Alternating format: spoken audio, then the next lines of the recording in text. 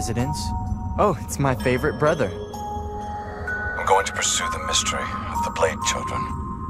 Until I can touch with my own two hands the unseen truth, I will not return. Please tell Madoka. That's weird.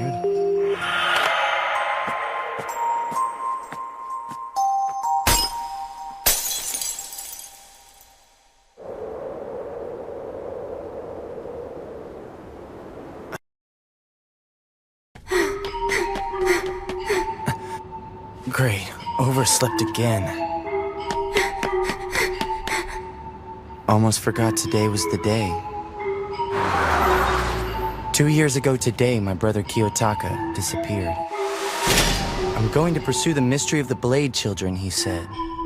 And with those words, he vanished without a trace.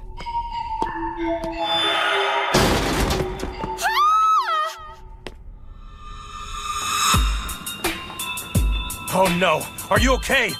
Come on, young lady, say something! Hello? Talk about dangerous. Guardrail's missing. Did you do this? Did you push her off there? Huh?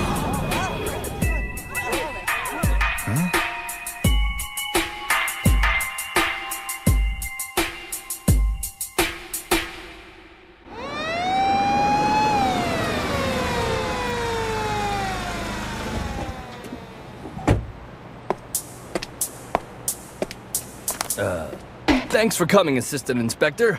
Enough talk, let's hear it. Yes, ma'am. The injured girl's a second-year student at Tsukiyomi Academy, Sayoko Shiranagatani. She fell from a fifth-floor landing, broken guardrail, we're looking into that. Oddly enough, the delivery truck parked below her acted more as a cushion than anything, so her injuries aren't severe, but we won't be able to question her for a bit. She's pretty freaked out. Is it an accident, suicide, or attempted murder? We can't rule anything out yet. No, Wataya. Given the situation, I doubt this was a suicide. Why do you say that? Notice anything strange about those glasses over there? Well, if I was a high school girl, I'd probably think they looked lame. That's not what I mean. People who take their own lives generally care about their appearance before they die. A girl her age literally wouldn't be caught dead wearing glasses like those. How do you know? Maybe she was just weird and liked the way they looked on her. Open your eyes and tell me if she's wearing them in her school ID. This girl doesn't normally wear her glasses. She only puts them on if she has to. You're right. Wouldn't be the first time. Now start using your brain, detective. Sorry. Professor Sonobe, with your skilled educator's eye, do you believe you saw the freshman student Ayumu Narumi commit this horrid crime? As one of the teachers here, I don't want to place blame on anyone, but I did see young Mr. Narumi standing exactly where Sayoko fell from. That's eyewitness testimony, folks! How do you feel about these accusations? I already told you once I didn't do it. Besides, what kind of an idiot would try to kill someone by pushing them onto a truck parked not 50 feet below? Only today, the truck just happened to be parked there. Any other day, any other time, it would have been a straight shot right to the pavement. Care to explain this exciting new development in the story, Ayumu? I don't have to explain anything to you. But you look like you have something more to say. Yeah, who are you anyway? I am a sophomore at the Tsukiyomi Academy, 3.9 grade point average and head of the school newspaper, Hiono Uezaki! Enough, young lady. It's my job to question the witnesses here, not yours. This is from Professor Sonobe's sworn testimony. Actually, I just transferred to this school a few days ago, so I've taken to exploring the campus during my lunch. As I turned the corner, I heard a girl scream.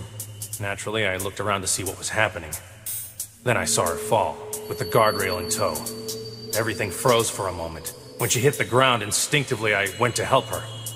Then I looked up and saw Mr. Narumi standing there. He didn't seem to rush to help. That's his statement word for word. It makes you nervous. I'm trained to see this sort of thing. Now tell me again, what were you doing up on that roof, boy? Like I said before, I was taking a nap. I got up, and as I was headed back downstairs, I heard someone scream, so I checked to see what it was all about. Don't like it? That's your problem. Inspector, he obviously did it! Calm down. Now, when you were on the landing, did you notice anyone else in the immediate vicinity? Sure didn't. It was only me. Ha! What a grade A moron! By saying that, you just placed yourself as the only person in the whole world who could have pushed Sayoku off that landing. You are the guilty party. You know, I don't have time for this. If I don't get home soon, I am going to be in trouble up to my eyeballs. Oh, is your mommy gonna yell at you? Not quite. It's his gorgeous sister who will be mad at him, if he doesn't hurry home right now and get a nice dinner ready. Huh? Sometimes I'm amazed you made detective. What's my full name, Wataya? Inspector Madoka Narumi. Good. Now tell me his full name. Ayumu Narumi. Hey, that's the same name. Brilliant deduction. You get a cookie. You mean this kid is... This kid is my brother-in-law. What? I'm going to let you go. I just hope you realize what kind of trouble you've gotten yourself into this time. Trouble and I are friends. I'm getting used to him. I swear that girl is such a freak. Wow. So that inspector is actually Ayumu's older sister-in-law. This story is gonna explode in the headlines! What is this supposed to be? It's just what it looks like. Curry. Of course it's curry. I'm not blind, I just thought we'd be eating what I wanted for dinner. You promised a Mediterranean bouillabaisse and mountain risotto. Where is the complex aroma of the saffron, the fresh tender mussels and scallops? I don't ask much, I just want good food. I was busy being treated like a criminal all day. Sorry I didn't have time to prepare your feast before your arrival, Queen Madoka. And what have we here? I thought it was strange that you didn't even dirty a pot-making dinner, but this is the last straw! A bag of pre-made heat-and-serve curry! Wow, nothing gets past you, does it? Are you mocking me?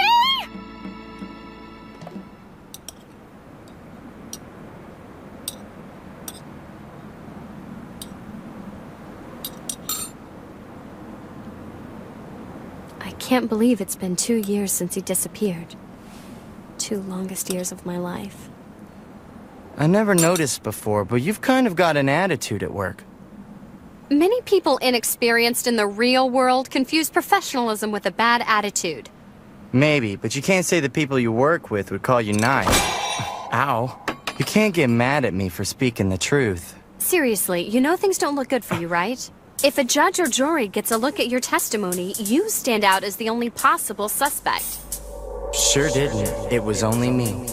Those few words could pin you as the culprit. It's highly unlikely that this is a case of suicide, and it looks more like someone pushed the poor girl than it does a simple accident. Honestly, Ayumu, as it stands now, it looks like you were the one who pushed her over the railing. So unless someone used a special trick we couldn't see, then I'm the only suspect. What kind of special trick? Figure out the trick and you'll find the real culprit. You've got to give me more than that. What's this trick about? Well, I'm just an amateur, Madoka. I don't know for sure. I guess I'll wash the dishes. You lie! You figured it out already! No, but if I were you, I'd have someone keep an eye on Sanobe. Remember how he talked about the truck like he was some kind of expert on the parking lot? How could a person know that, having only worked there for a couple of days? Good point. No one would have known that kind of detail unless they spent some time keeping an eye on that spot. In other words, he really did his homework when he cased the area around that landing. But he rushed right over to her when she hit the ground, meaning that if he did push her, he would have had to have run down the stairs just as quickly as she fell. Even faster. The story doesn't hold water. Sorry. That's what I'm getting at. Unless someone pulled some kind of magic trick, I'm the only one who could have pushed her. Not to mention, Sanobe did make a point to shout at me at the crime scene. Did you do this? Did you push her off there? When he said that, every eye down there turned and looked at me. It was in that brief moment that he picked something up and slipped it into his pocket. Earth to Ayumu, you still with us? You should really work on not being so introverted. Unless you speak your mind, you'll just be found guilty. I'm not really that concerned about it. How could you not be concerned about being the prime suspect? Because I'm just a lowly high school freshman. You're the police inspector. I'll leave the detective work to you. Ugh. You're so difficult. Just like your brother.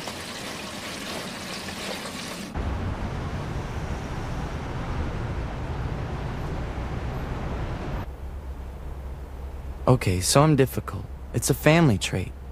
But being indifferent to everything, now that one is mine alone. I'm all locked up inside myself. I just don't really know why. Am I scared of getting involved with something just to have it taken away? Or am I scared that when I open my eyes, I'll see the darkness before me and get dragged in the same way he did. Until I can touch with my own two hands the unseen truth, I will not return. I am not like my brother.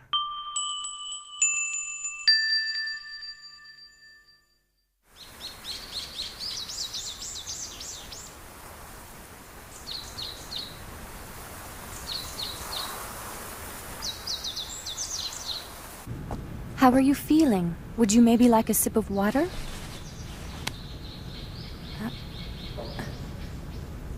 Sayoko?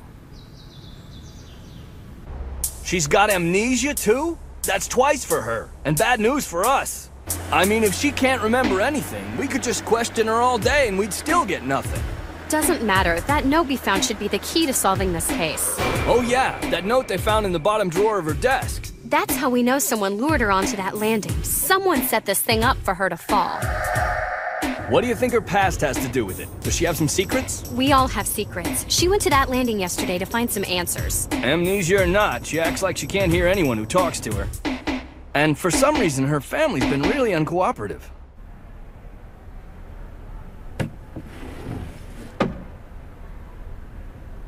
My brother was the best at everything he touched. There was nothing that guy couldn't do. I watched him my whole life, always wanting to be just like him. By his teens, he was considered one of the finest pianists in the world. But even with all of the acclaim, he quit, like it was nothing to him. Then, in his 20s, the police nicknamed him the Divine Brain. He solved more crimes than they did. At some point, as I struggled to emulate him, I began to detest him. Because every one of my struggles reminded me of his effortless nature. I found you, Mr. Criminal! Haven't you heard of due process? What do you want from me anyway? I was simply curious if your cute little ears had picked up on the rumor yet. What rumor? What I mean is... The people have a right to know! What did it feel like when you pushed that poor girl? I've told you a dozen times I didn't do it. But the hallways are littered with whispers saying that freshman Ayumu Narumi is a heartless murderer. So you just automatically believe these rumors? I couldn't ignore them. The rumors spread like a virus. Someone is getting the word out on you as fast as they can. Sonobe. That's him. That's the guy that pushed Sayoko. Talk about creepy looking. See, you're the talk of the campus. He's got guilty written all over that ugly face. I heard there's still no solid proof that he did it. Tell me, Mr. Criminal, what do you plan to do now? Go to my next class. So, you intend to remain the object of the entire campus's attention? I don't really mind it. Strange. You don't seem like the type who relishes that stuff. Attention is fine. It's when people follow me around everywhere that I get annoyed. Find someone else to bother. No!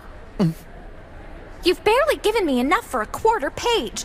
If I'm bugging you, let me help you find out who really did this crime. Then I'll have a story worth printing.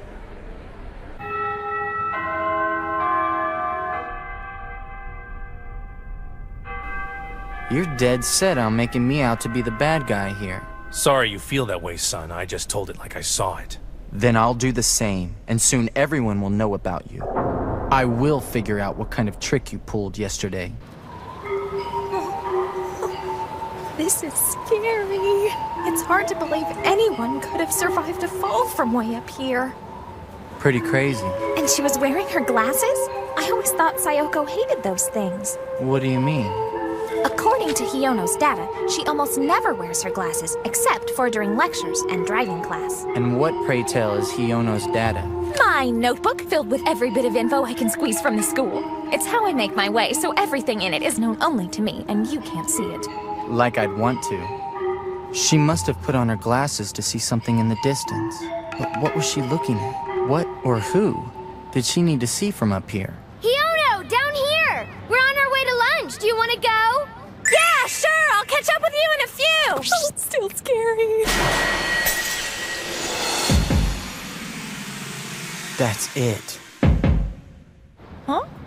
Finally, the notes of truth are starting to play. Great. Make it fast. I'm working. I need you to check into something for me. Okay. And that'll help us figure out the real criminal? I'll look into it and get back to you in a bit. Sometimes I would swear I'm talking to Kiyotaka. Huh?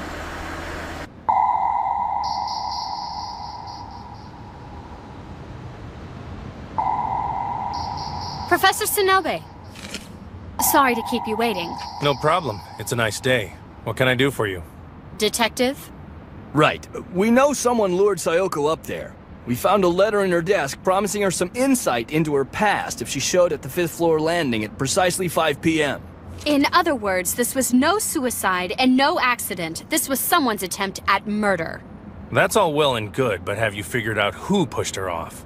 You're standing right next to your prime suspect. Not anymore, Sonobe. Sayoko wasn't pushed, she fell. You've got some strange theories, kid. Because what happened was unique, and behind every weird occurrence there's something so normal, most people don't see it. This is the trick you used. The unseen hands you used to push Sayoko off of that landing. Hands? Isn't he wearing a pair of sunglasses? I think he's saying that the glasses are what made her fall. The victim was given a note telling her to come to the 5th floor landing for answers. I'm sure she was suspicious of the letter, but curiosity can be more powerful than any emotion. She was hoping that anyone would have a light to shine over her clouded past. So she made her way up to that landing. But no one came to meet her. Like anyone, she looked around. It was then that someone far below caught her attention, but Sayoko is nearsighted. She had to dig out her glasses, the ones she hated, to see who it was that was looking up at her. That was your little trick. Imagine what would happen if you changed out a nearsighted girl's glasses with a different prescription. She'd start to lose her balance. Instinctively, she would grab the nearest thing she could find, the railing, which had been worked on earlier, making it no sturdier than a leaf in the breeze. Lucky for her, though, the perpetrator had two very important things go wrong. First, there's the truck. The day she fell, it was parked in a place that it usually isn't. Without that truck there, it's a 5-story drop to the pavement. But the delivery truck actually cushioned Sayoko's fall. Without it, she'd be dead. And secondly, when the culprit recovered the doctored glasses from the girl, he tried to carefully switch them with her usual pair. But he cut his fingers on the shattered glass. The investigators even found shards of glass from the different prescription. The melody of logic always plays the notes of truth, Professor. That's right. The person who did all this?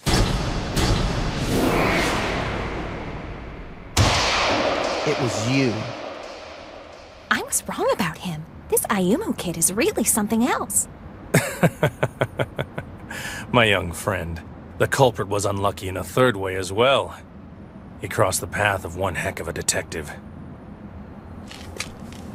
Kiyotaka Narumi's baby brother. How do you know Kiyotaka? Who are you really, Sonobe? Why did you try to kill that girl? The Blade Children. Blade Children? I'm going to pursue the mystery. Of the Blade Children. Sonobe! Hold it!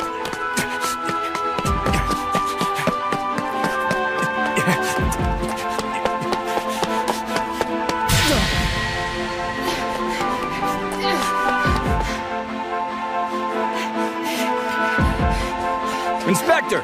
He's over here! Look. What happened to him? Why did Sonobe... How did... What is all this? What are the Blade Children?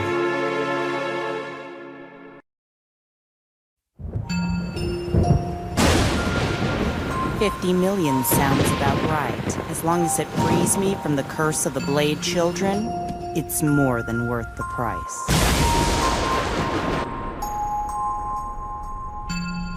Don't you die on me, Sonobe. You're the only clue to my husband's whereabouts we've had in 2 years. We can't lose any more hope on finding him. The manner of death.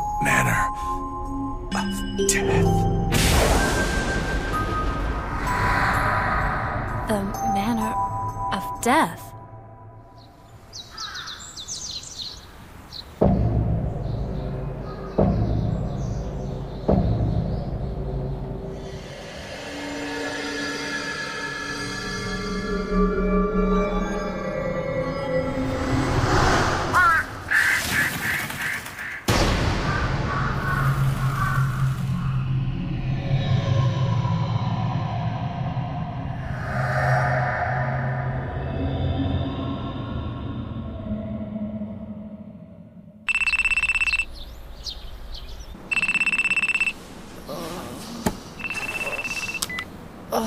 better be good. A murder at the Manor of Death? Yeah, you'd think they would have seen it coming. Anyways, this Manor of Death place Sonobe mentioned. Turns out it's where Sayoko Shiranagatani lives. First she's attacked by Sonobe, and now there's been a murder in her home. It can't just be a coincidence.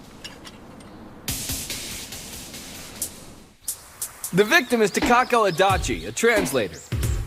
She was here last night reading some specialized books Mr. Shiranagatani keeps in his private library. Ms. Adachi appears to have died from injuries sustained to her head but not acquired in a physical attack. Apparently she collapsed to the floor for whatever reason and hit her head on the corner of this chair, causing the fatal blow. Each of you stated that around 2 a.m., the estimated time of death, you were in your rooms.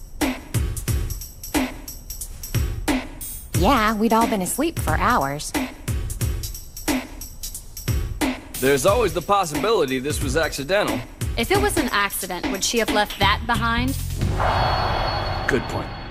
Who was the first to find her? That would have been me, but Sayoko was at the library door first this morning. She didn't go in, though, because it was locked. Mm-hmm.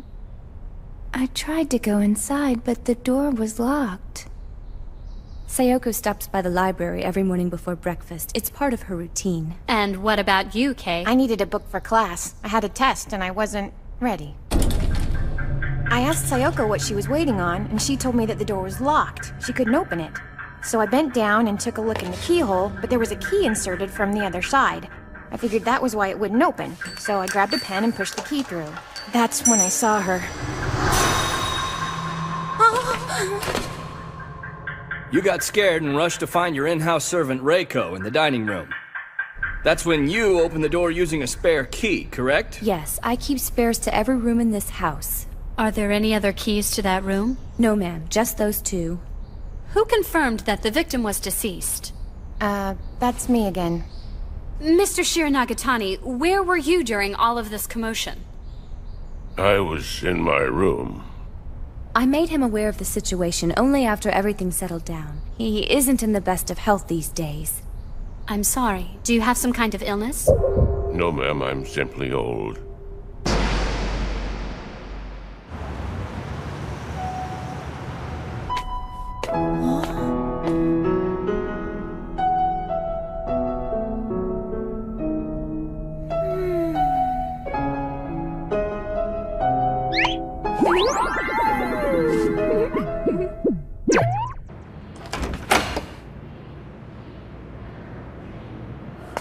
Ayumu? Were you the one playing that beautiful music? Oh, stop brooding for once and just answer me. You must have imagined it. Well, fine. If you're going to be smarmy with me, then I guess I'll just keep my newly acquired secret to myself. Whatever. I really couldn't care less. Not even if it's one about Sayoko. Did something else happen? Is she okay? Oh, I thought you weren't a fan of secrets. Yeah, nice try. But the cute innocent bit isn't working for me. I'll dish on all I know, if you'll play that song one more time. Sorry, Hiono.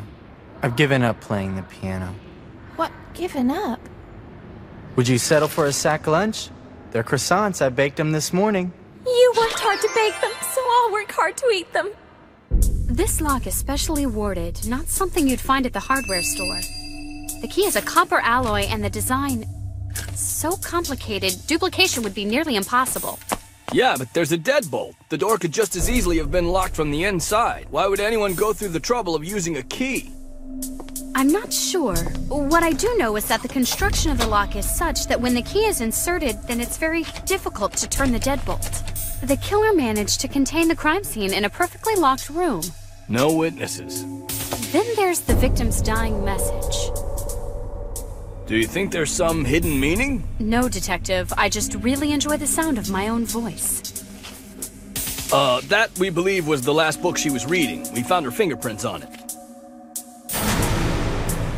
Now we're on to something. This is so great! The sun is out. I've got a tall vanilla soy latte and a buttery homemade croissant. Every bite of which tells me how sweet a guy you really are. You must really love your sister-in-law if you always cook like this for her. So, are you gonna tell me or what? Tell you what? Forget it.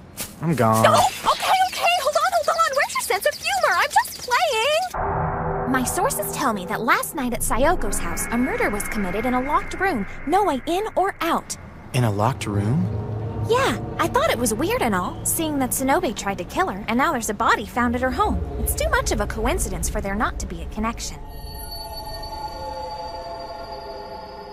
The Blade Children.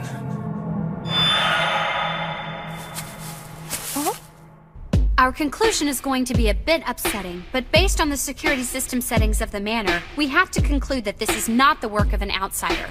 So, Raizo Shiranagatani, head of the house, Sayoko, his granddaughter, Kei, Sayoko's cousin, and the housekeeper, Reiko Hatsuyama.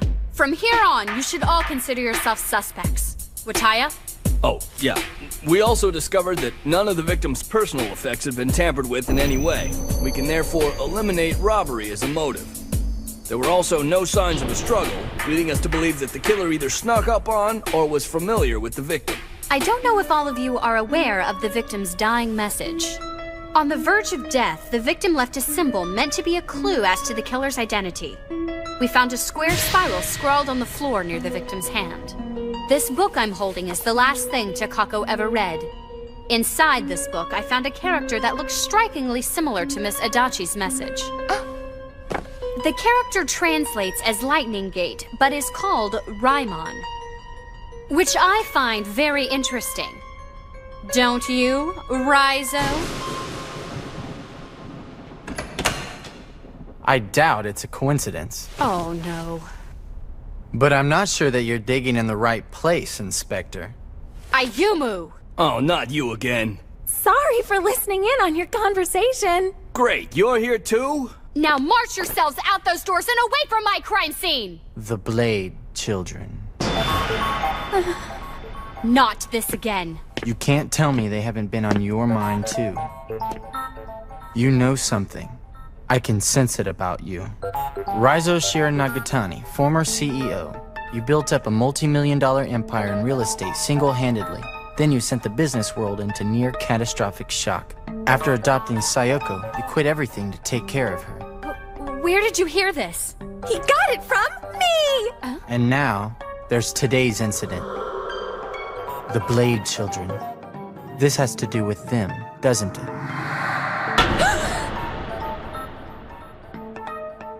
That's a big mouth you've got.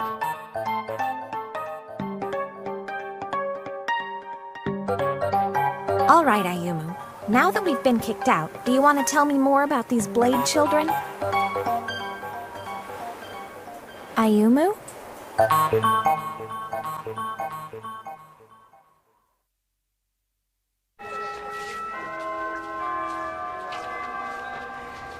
After what's happened to her, I was surprised to see Sayoko at school this morning. You really keep your finger on the pulse of this place. Of course, silly. I am the editor of the school newspaper. It's my job to know everything about everyone here. Ever thought of using that book of yours to blackmail teachers? That is so unethical. Ayumu, I'm surprised. Oh. Sorry to interrupt. Hi, Sayoko. Got some interesting news about our victim. Apparently, Miss Adachi told her heart doctor something about acquiring a large sum of money. Her heart doctor? She suffered from a rare heart disease. Seems that anything, even the smallest shock, could cause an intense attack. Where was the cash coming from? Blackmail, maybe? Could she have been blackmailing the old man? Ugh. I've been told that my memory loss happened after I took a bad fall down some stairs when I was 12 years old. But no matter how I've tried, I've never found a picture of me before I was 12. I don't know what's true. Not that I have anything against my current family. They've been wonderful. It's just... Strange things have been happening, and it's bringing up questions. What did you come here to ask me? What are the Blade Children? Takako said that one day she would tell me about them, but I never got to find out. With her bad heart, she was hardly around. Now she's dead, and I'll never have the chance to ask her again. Her bad heart? Right. Got it. Please, Ayumu, if you know anything about the Blade Children, you have to tell me. It might be the one thing that shows my true past. Without my memory, every single thing in the world is surreal to me. It's like watching myself on TV and not actually living. Surreal. I feel it too. Why does something feel fake or out of place? There's something missing.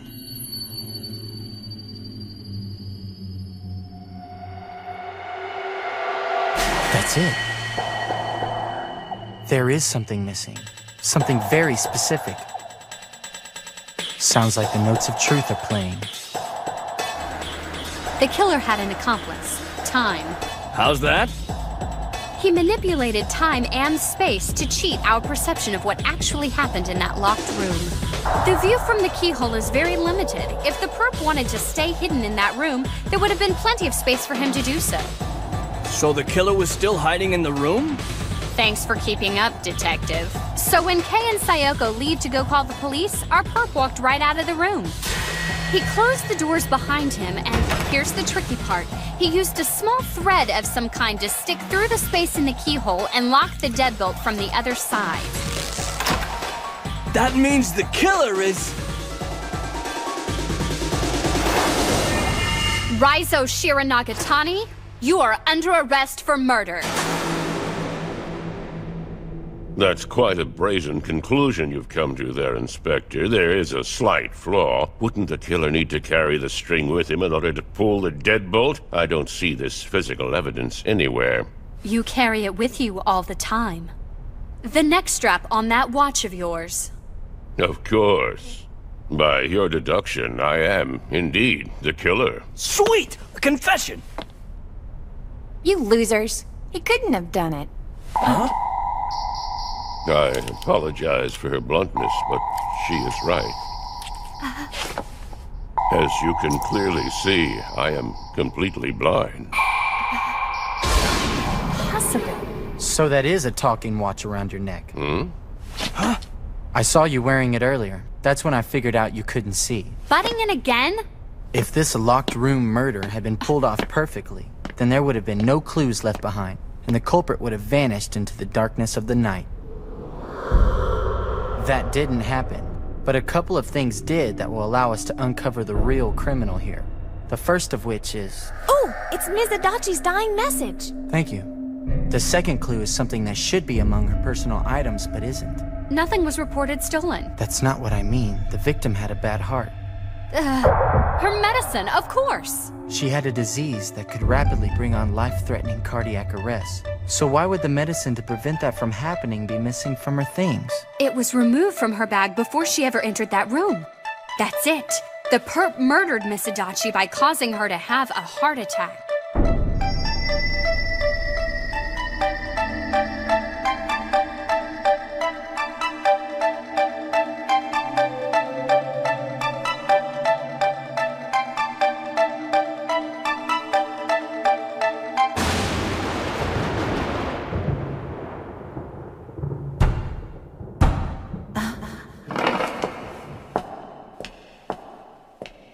Here's how the killer did it. A simple knock made Miss Adachi walk to the door. As she grabbed the key, the killer struck without ever setting foot in the room. So the killer used a stun gun or something to give her an electric shock. That's why she scrawled the dying message. I think you're right, but before that, something else had to happen. She would have gone to her purse for her medication, knowing it would be where it always was. But it wasn't there, and she got dizzy. That was when she collapsed. On the way down, she never saw what was coming.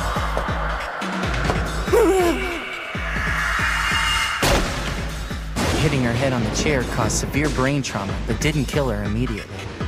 It slowed her system enough for her heart to calm down, as her dying brain had one of its final thoughts. The thought of justice. The thought of a single clue to point at the killer with her last ounce of strength.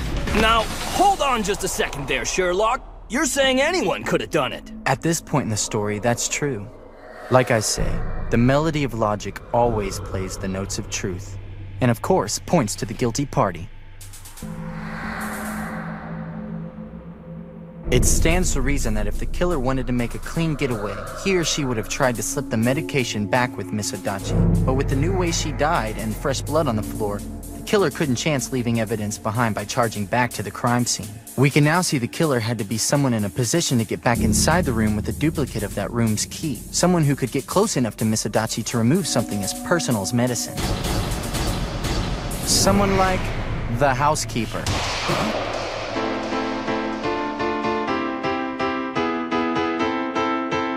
I don't know if it was on your boss's orders or what, but you're the only one who could have pulled this off. Reiko.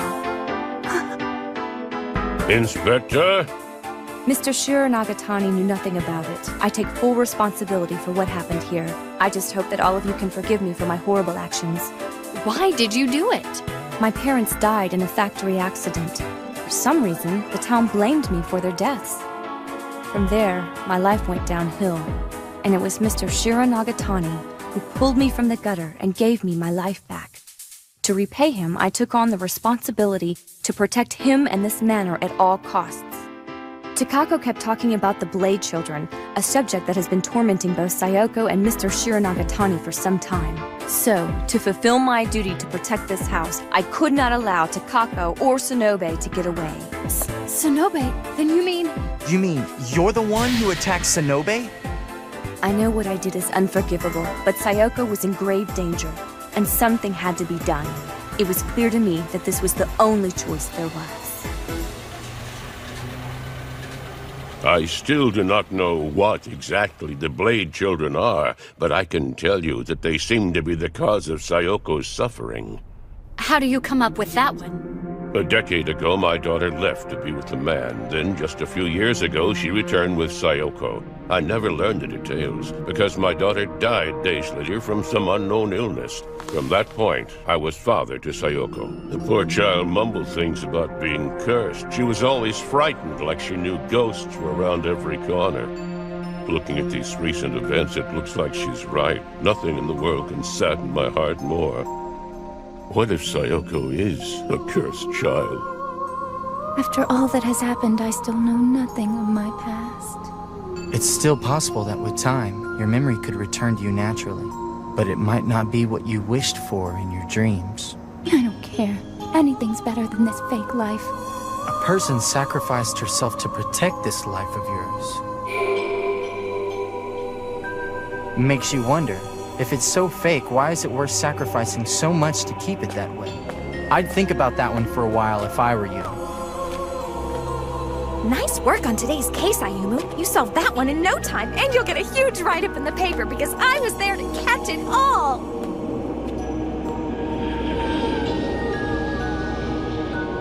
Each time I ask the question, the mystery seems to deepen. I can't stop myself. At this point, I have to keep asking, what exactly are the Blade Children?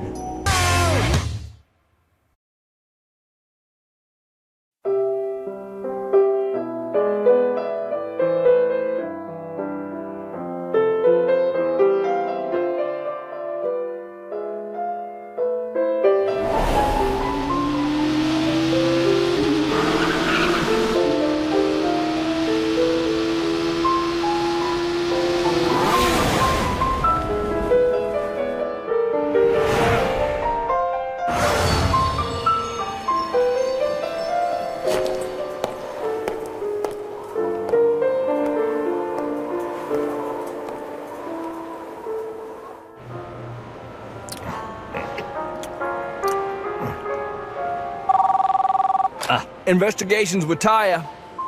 Yes? Uh-huh. What? Inspector! It's Sonobe! He's regained consciousness! He's awake?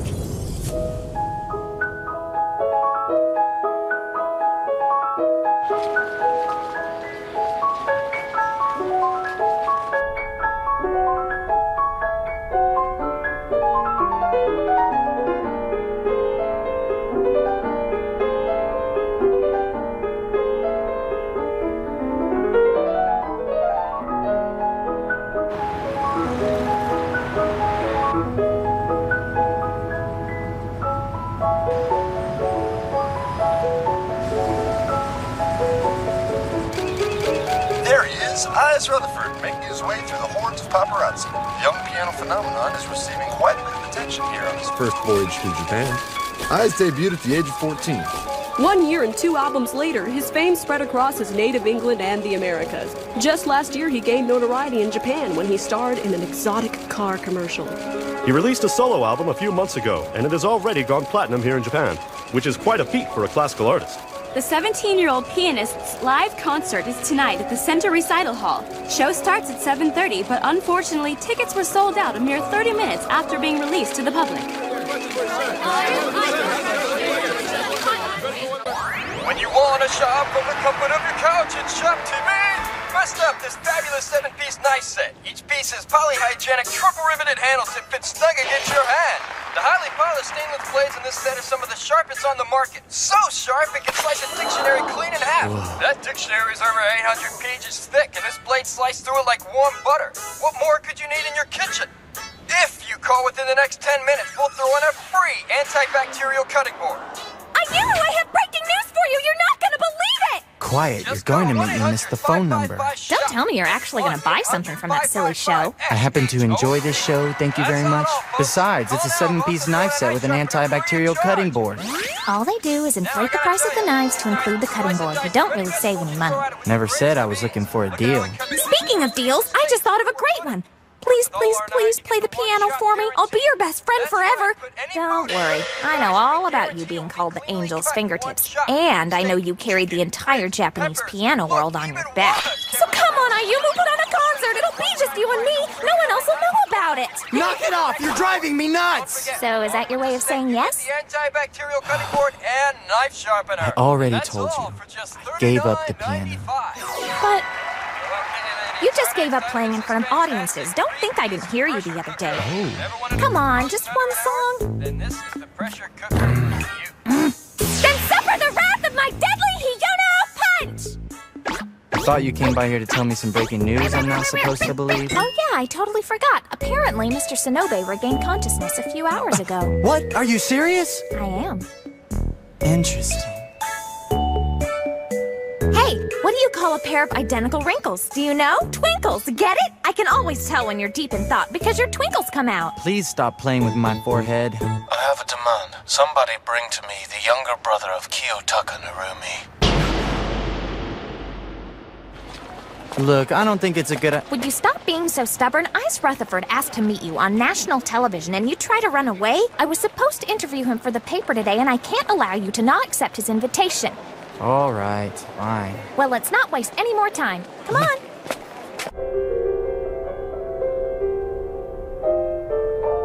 It's him! I can't believe it! Ice Rutherford in the flesh!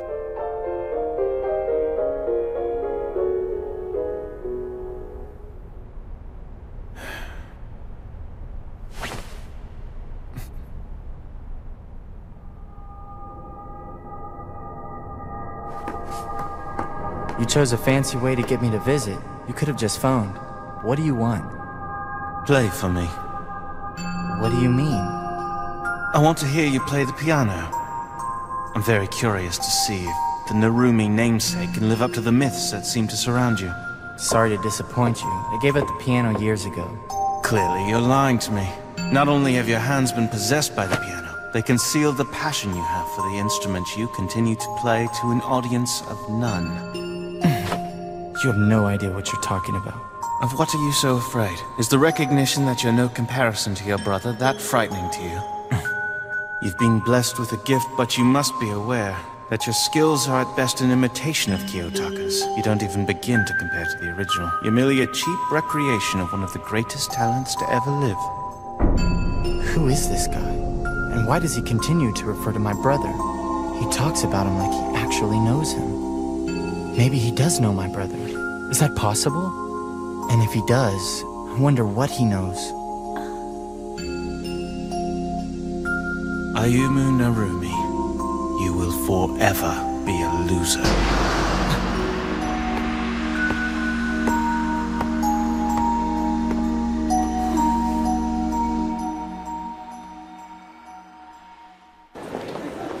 Okay, I know that was weird, but at least stay for the recital. How can I if I don't have a ticket? Ta-da! I was lucky enough to finagle another ticket from the lady at the front desk. Excuse me. I found that ticket you were asking for. Here you go. Wait, of course you did. It has my name on it. I wonder, Who left them for me? Details, schmeetails, you got them, so just enjoy the show. Details matter. Do you know what I think? I think the tickets were a gift from God. He must have wanted me to hear Ise Rutherford's beautiful piano music in person because someone decided he was too chicken to play for me. Give me a break.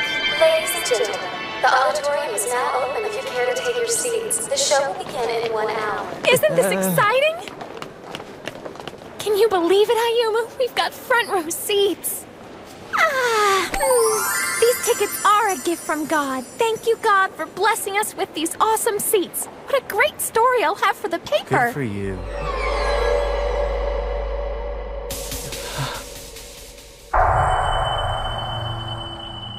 An iris. Where'd that come from? Is it for you? I don't know. I hope that's not what I think it is. Well, it looks a little too dangerous to be a gift from God. Hey! I'm a Chinese turtle. The name's Lucky. And don't you forget it, because you're going to need to be. As I'm sure you've guessed, this is a time bomb with about 90 pounds of C4 inside. So if it goes off, even the roof will go. Bye-bye. Oh, where are the security guards? We need to call the police.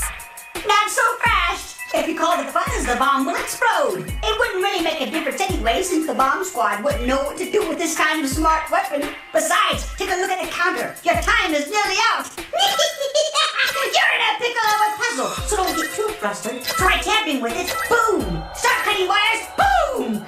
There's only one way to trash this ticker. Press the 9 disarming buttons in the correct order. Check out my keypad. Oh no! What are we gonna do? I don't want to die! Remember, there is only one correct order for the code. And I'm sure I don't have to tell you that if you mess up, the bomb will explode. As a special bonus, I'll key you in on your first key. You can disarm this bomb, but you'll need plenty of wisdom, courage, and of course, luck. This is insane. What's going on here? Huh? I'm a nice turtle, so I'll give you another freebie. See that bar coming out of the box? If you grab it with your hand, the time limit will be extended to 30 minutes, which should give you plenty of time to figure out the code. But watch out! There are heat sensors attached to the bar, so the instant you let go, kaboom! What the? I urge you to grab it if you've got the guts. But once you do, there's no running away. Unless you disarm the bomb, you and everyone else will be blown to smithereens. So much for that open casket bureau. We've got to evacuate the auditorium. There's no time for that. Is the recognition that you're no comparison to your brother that frightening to you? Come on, Mr. Hero, blow it! Forever be a loser. I will. I'll do it. You will forever be a loser. What? 30 minutes. Now there's enough time to evacuate the auditorium.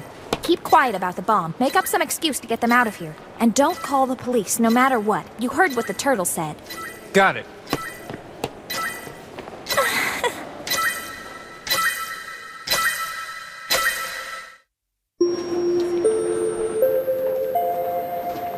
Ladies and gentlemen, we apologize for the inconvenience. The auditorium will reopen in 20 minutes.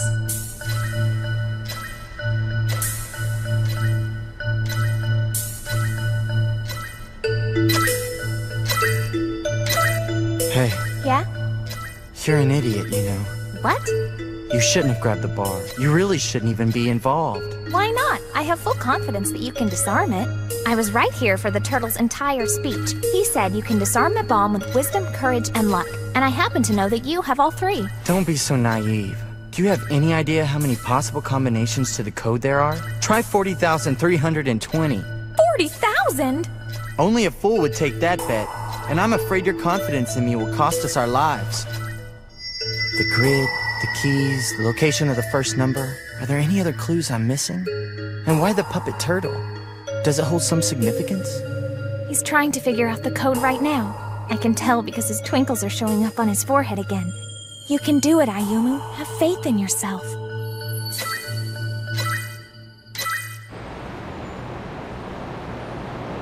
Sonobe, we need some answers. Why did you try to kill Sayoko Shiranagatani? What motive could you possibly have had?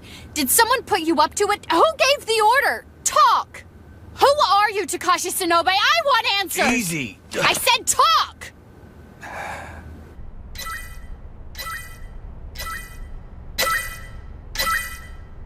Mind if I ask you a question? Why do you always tell everyone you quit playing the piano? I don't get it. I mean, everyone talks of your piano skills like you're the new Mozart. So why waste it?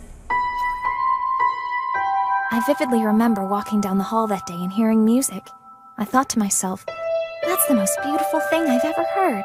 I wonder who's playing it. It was you playing the piano, Ayumu, wasn't it? You heard what he said about me.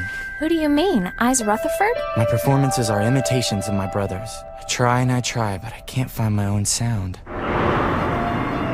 You're merely a cheap recreation of one of the greatest talents to ever live. It's not like I tried to copy him, but whenever I tried to play in my own style, it ended up sounding like his. Pretty soon I realized I did everything like my brother. I'm a nothing clone. Not just with the piano, everything. And even though my piano abilities were like his, he was still far superior. I realized that I will always be known as Kiyotaka Narumi's little brother. Is the recognition that you're no comparison to your brother that frightening to you? Even though I've grown to hate the piano, it reminds me of the reality that everything I've worked to achieve in my life has already been accomplished by him. That's why playing the piano is so difficult for me. But still, I guess I can never give up completely. I'm not sure I understand what you're getting at. Do you blame your brother? I used to, but now I see it's me. I respect my brother very much. He's a true jack of all trades, and he masters them all. Huh? Wait a minute. Now I remember something he told me a long time ago. China, turtle, 9 squares. A grid of numbers. Could this be the same thing? What's up? Time to disarm this bomb. What do you mean by cursed children? Tell me what you know, Shinobe! Answer me! Death must be inflicted upon the cursed children. Inspector! Blade children.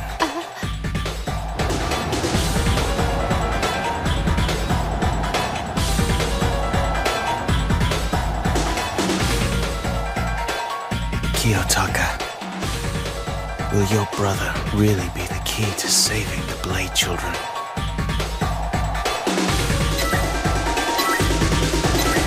It was the grid of keys and the turtle's name that tipped me off. What? You mean Lucky?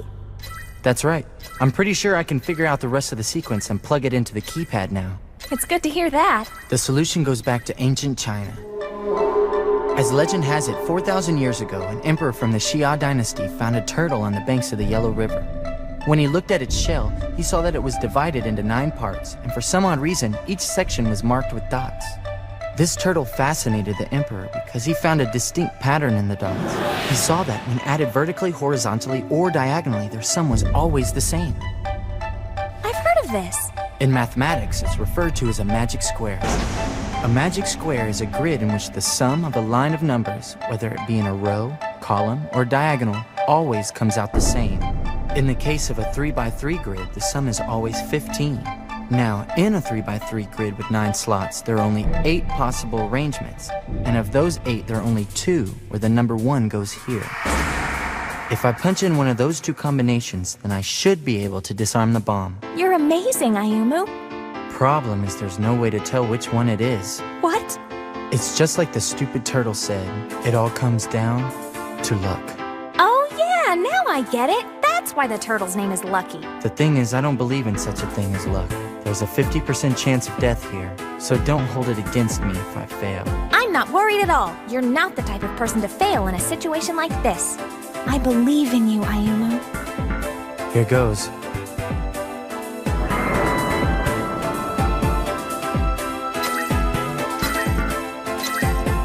Think, Ayumu, think. Okay. Usually when people are asked to put numbers in order, they prefer to start from the lowest number and count upwards. But whoever is responsible for making this bomb is much craftier than that. And in which case, the disarming code goes like this.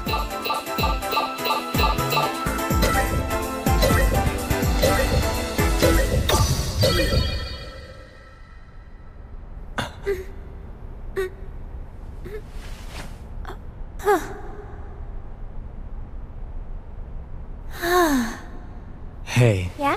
I don't know about you, but I'd be perfectly content if I never did anything like that again for the rest of my life. Congratulations! You disarmed the bomb! Little Narumi, the Blade Children have been waiting for you. So is it true that Kiyotaka's younger brother disarmed Ryo's bomb? It's true. Don't you think it was a little much for his first test? No need to rush if we just give him some more time. Unfortunately, time is not on our side. Please, not the curse's mark again.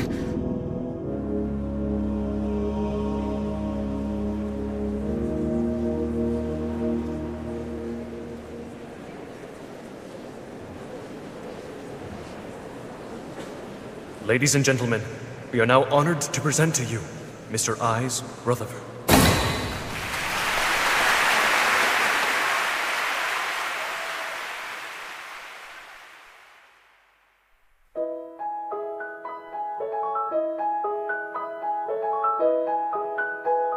Death must be inflicted upon the cursed children.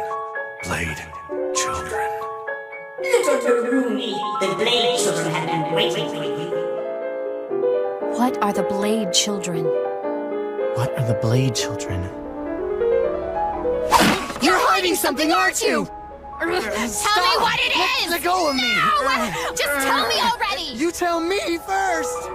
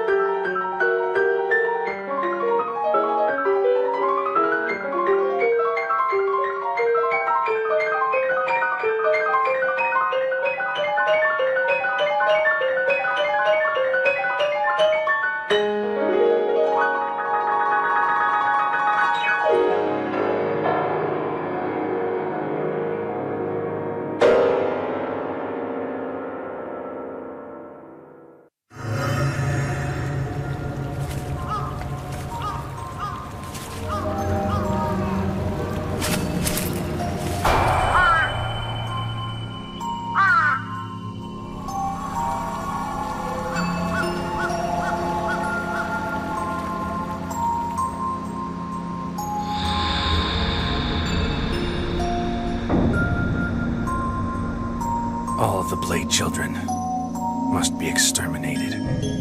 We do not have any time to waste. To the death.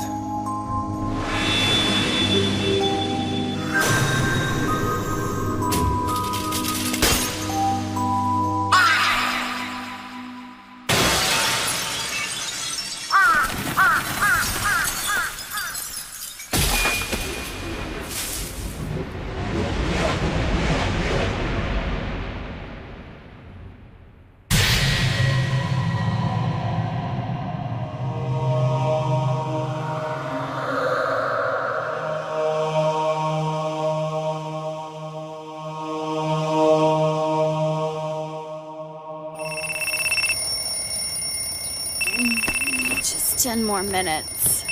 Time to wake up. You're gonna be late. I'd rather quit. I thought you were the adult in this family. Yeah, Narumi. What? You're sure it's Sonobe? Yeah, I'll be there in 30. Why are these people who apparently know Kiyotaka being targeted? What's this all about? You won't be happy to see this. What the...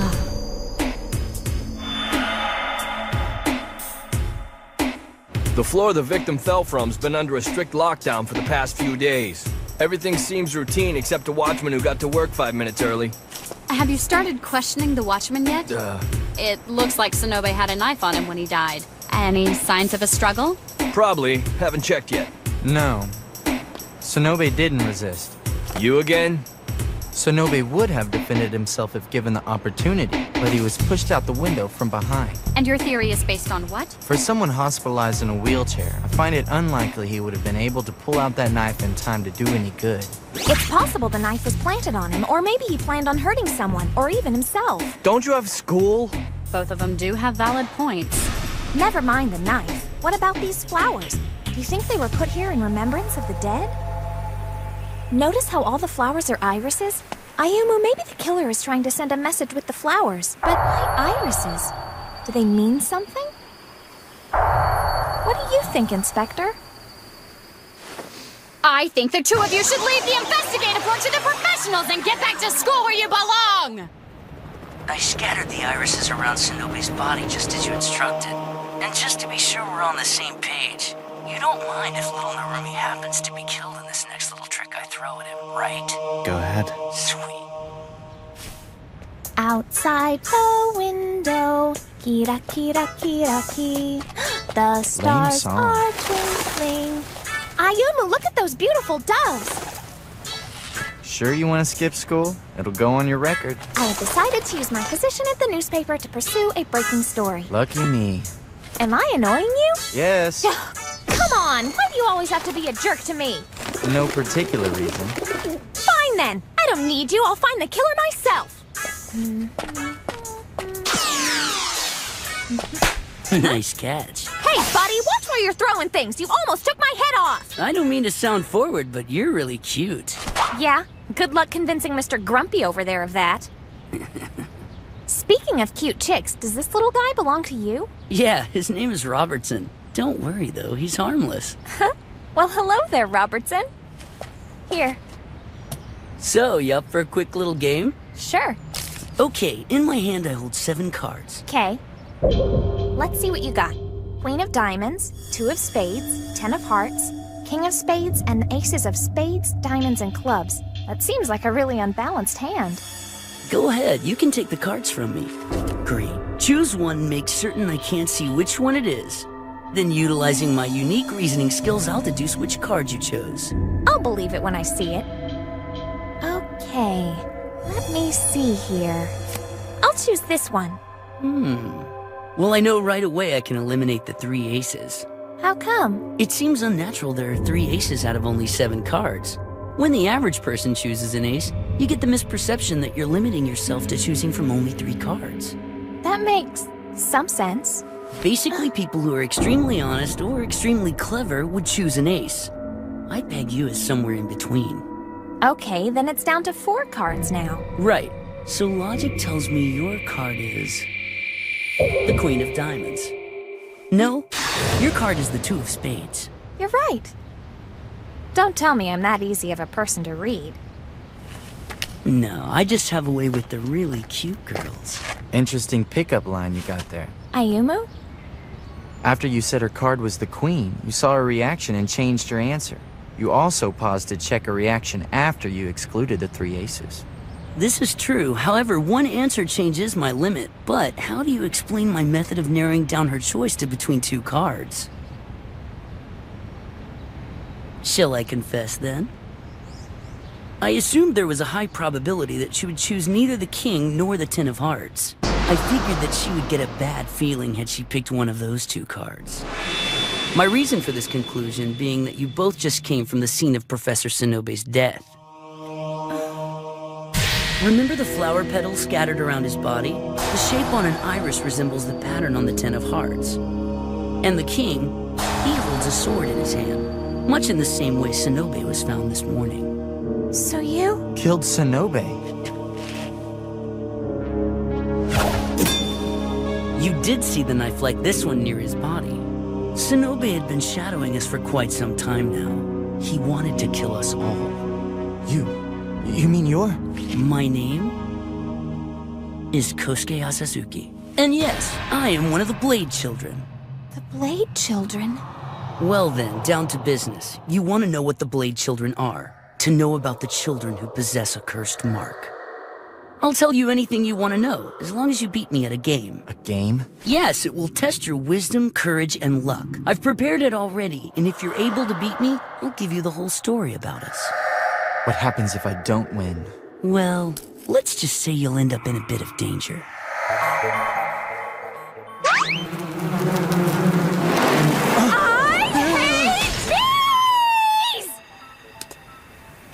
Don't you ever do that again! Ayumu, I hate to point this out, but you're hiding behind me? Yes, I realize that. Thanks. Cowering behind a girl? Real manly, Ayumu. Sorry, it's just that bees are dangerous. No need to state the obvious. It hurts whenever I get stung too, and sometimes people even die from bee stings. In my case, the chance of dying is 100%. Anaphylaxis. An extreme allergic reaction to certain foreign substances. Guaranteed death for those with the condition, but not before devastating bouts with hives, scorching fever, and choked breaths. Who told you about this? Your brother happened to mention it to me in conversation once, which got me thinking, what kind of person tells someone how to kill his own brother? Eh, little Narumi? Wouldn't you like to know about your older brother? Take this piece of paper, it'll tell you where to go. We'll play the game there. Be there in 1 hour. That is, if you want to put your life on the line and get involved with the Blade Children.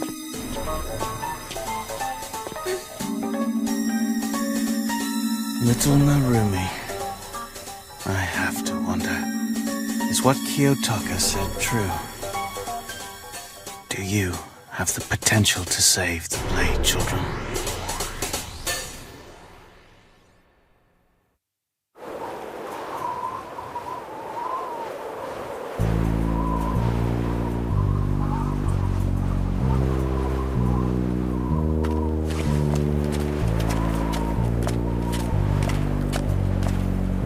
I'm glad you decided to show. Follow me.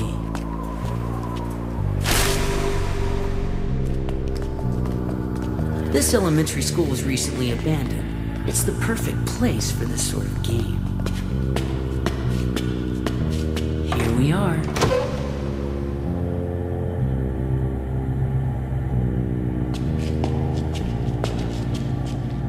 This isn't the time for cold feet. This way.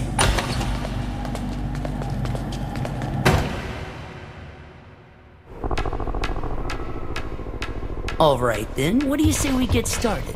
Tell me about this game first. It's a card game similar to the one before.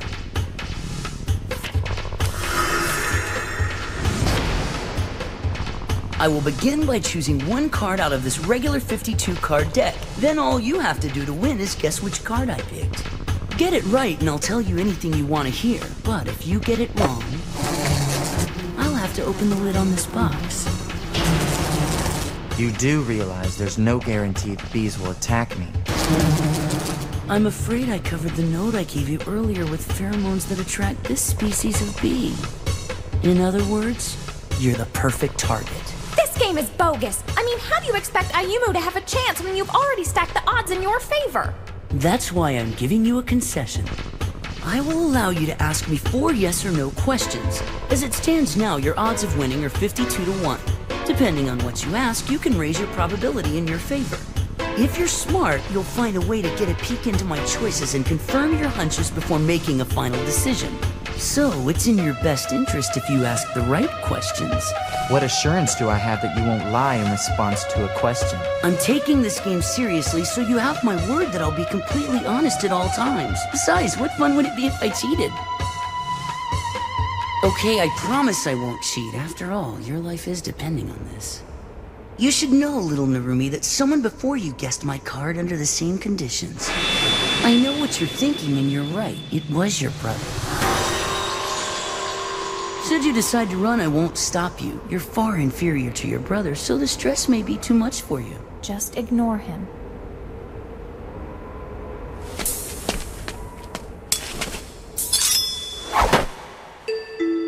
Better take this back before I stick it somewhere else.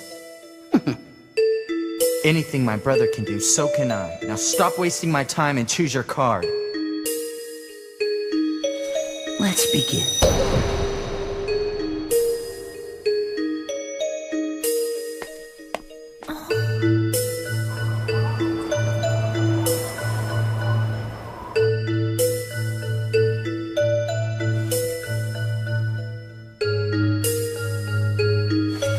I'll remove a card that holds your fate. And now it's time for your questions. Try guessing while you hum a little tune, the way that Kiyotaka did. It's all right, Ayumu. I know what you're capable of. You won't get it wrong. You get to ask 4 questions, which means you can narrow it down to the card's color and suit and possibly even the number. But you're smarter than that. You'll guess it by prying into this guy's mind, thinking how he thinks. Okay, question number 1. Here's something you might find interesting. Kiyotaka asked only one question before guessing correctly. The real question is, can you do the same? It would mean you two are equal, but remember, if you ask me more than one, you will have lost to him once again. And you will sink deeper into the shadow of his success. What do you say, little Narumi? Are you up to the task? I can figure it out with only one question, too. Ayumu, be careful. He's setting you up. Let's get this going. What's your one question? You already decided which card you would choose before the game even started. Am I right? That's right. Keen observation. But that's not the question Kiyotaka asked. So that's it. No more questions. Now guess, just like your brother did. What card have I chosen? Ask the other 3 questions, Ayumu. Don't be stubborn. It's not worth dying over. You honestly believe you outsmarted me. All that talk about my brother. How he needed just one question to win this lame game. I bet he asked something about how much of a twisted freak you are. But from what I've seen of you, I don't need to ask. The fact is, you are a twisted freak, and even though you like toying with your enemies, you would never allow them to get an edge. Before explaining your game, you removed a joker. Wait a minute. That joker's from a different set of cards. You didn't say anything when you removed it earlier. You didn't say that it was from the same set of cards, nor did you say that jokers would be off limits in the game. So technically, you didn't lie. But your deceptive presentation was tied directly to your choice of card. You wanted to hide the fact that you could choose a joker from the deck, and you needed the extra card to make that possible. In the process, you gave up the solution to me. Your reasoning is logical enough, but are you confident enough in your answer to bet your life on it? I am a twisted freak after all. Do you really think I'd only use one simple trap in this game? Yeah, I do. I have plenty of faith in my own reasoning. I'm not afraid, and I will bet my life on it. Your card is a joker. You did it! I win. I beat you fair and square. Now tell me about my brother and the Blade Children. Start talking, Asazuki. What's so funny? It's frightening, the resemblance between brothers. You won the game with almost the exact same logic as Kiyotaka, and even your grandiose and cocky speech was the same. Well played. You've proven you do have wisdom and courage. Now step this way, and I'll tell you everything you want to know.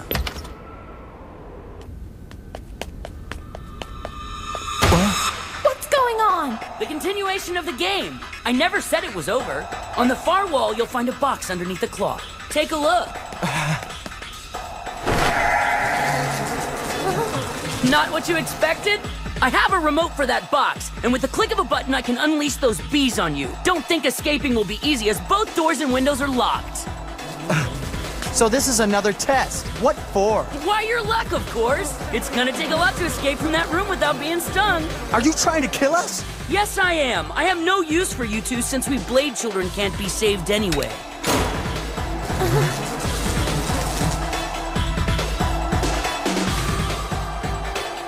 For eternity, we, the Blade Children, have been denied the blessing of true life. I hear anaphylactic shock can be quite painful. Too bad I forgot to bring any antidote. There won't be any dying today. Impossible! How did you get out? You're a twisted freak, remember? I assumed you would try something like this. My suspicions began when you decided the best place for the game would be this abandoned building. By choosing this location, you unconsciously revealed to me that you had ulterior motives. Luckily, I still had the note you had given me earlier today. I figured if you wanted to kill me using the bees, the best method would involve a swarm attacking me in a locked room. Then when you led us through that room before the game, I knew that's where you would try to do it. So I blocked the hole for the deadbolt with a crumpled up note. Then it was simply a matter of opening the unlocked door. You gave me your word. Now tell me everything about my brother like you promised. Little Narumi, I neglected to tell you this before because it's a tragic flaw. But I'm not really known for keeping my promises. Unfortunately for you, the game will continue.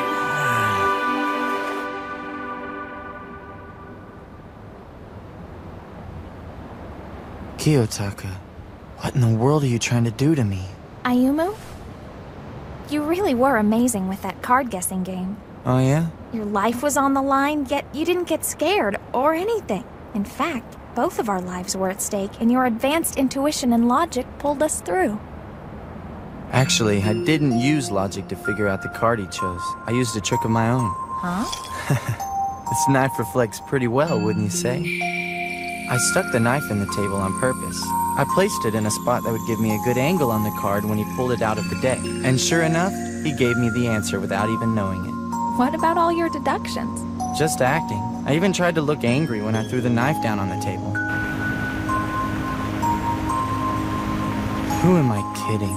I still don't believe in my own luck or strength. Kiyotaka probably didn't need a trick to figure out the answer. Kira, kira, kira. I'll never surpass my brother.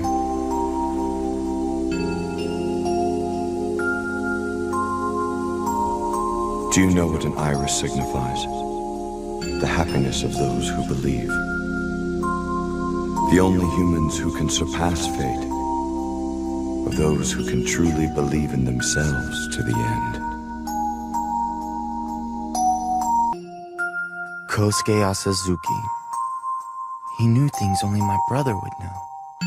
What are the Blade Children? Why are they after me? What exactly was my brother pursuing? Are you paying attention, Ayumu? No, not really. I'll see you in my office after class. Okay, class, let's continue.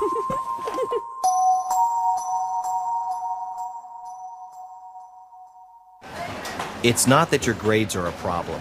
It's your constant daydreaming and lack of participation. It's normal for kids your age to drift away from time to time, but I just don't think you're living up to your potential. So I haven't done anything wrong? Not specifically, no. I just think you could try harder. You're a smart kid when you put your mind to it. Don't you think you owe it to yourself to excel as much as you can? Not really. What do you care anyway? After all, I am just a regular old boring high school student. You don't give yourself enough credit. You're not like all the other students. You have a gift. Someday that gift may change someone's life. So, is that all you wanted? Soon you will understand. Your nightmarish destiny will engulf you. Huh?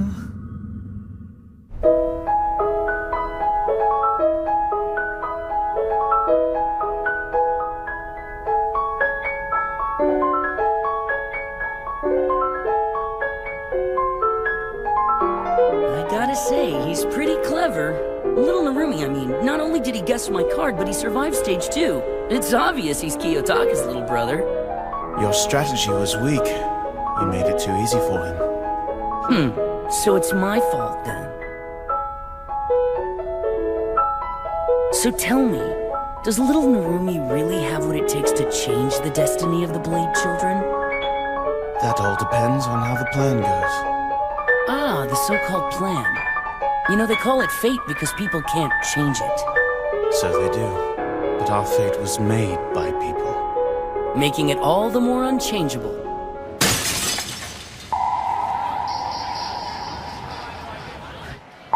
Stop lying to me. But I didn't do anything, really. Miss Suzuki, what's going on here? Oh, Mr. Imazato. This student broke the window, and she's standing here lying to me about it. She won't admit what she's done. I'm not lying. Someone really did throw a rock from outside and break the glass. Then why are there shards of glass on the outside of the building? If the rock really came from the outside, there should only be broken glass on the inside. But I didn't. I promise. Stop lying to me! Now, Miss Suzuki. Mr. Imazato, I can handle this, thank you. Hold up a minute. Don't you know? Glass has elastic properties. It bends when it's hit. This flexibility allows the glass to return to its normal state. The same thing happens when it breaks. The bending causes glass fragments to fly off in both directions.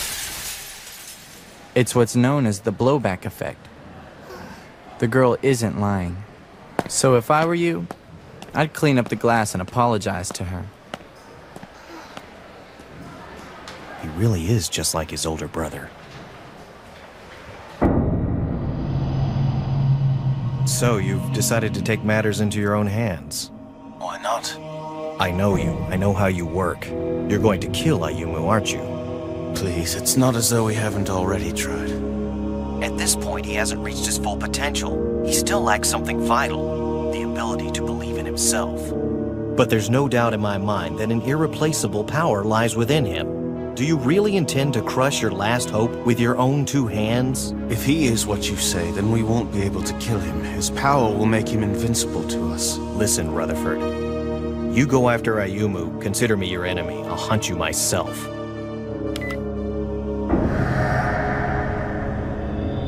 That didn't sound like it went very well. Things can get a lot tougher around here if Imazato turns against us. He already knows too much about our plans. If he were to talk to little Narumi, it could make things much more difficult. So why don't you take care of the little Narumi problem? If it were that easy, I would have handled it already. Besides, he knows my face now. In that case, ask young Rio to assist you. Rio's good and she knows what she's doing, but I just can't stand being around her. Hold it right there! What's your deal? Guess what? I've got terrific news. Sorry, not interested. See you later. But I found some information on Kosuke Asazuki. Asazuki? Kosuke Asazuki, 17 years of age, born August 28, 1987. That makes him a Virgo, by the way. He attended Morikawa Middle School until he was 14. In his second year, he had a run-in with a teacher and she was injured. After that, he disappeared and hasn't been heard from since. Any family? I couldn't find anything on his father, but his mother was killed in an accident when he was only 3 years old. That's some pretty good detective work. Oh, that? It was nothing. Just you wait, Buster. Give me a week. I'll find out where he lives, what kind of shoes he wears. I'll even tell you what he eats for breakfast. Okay, that's scary. About Asazuki. Based on his background, I'd say he stays on the move. But he must have found somewhere to go. He can't be working alone. He must be getting help from someone.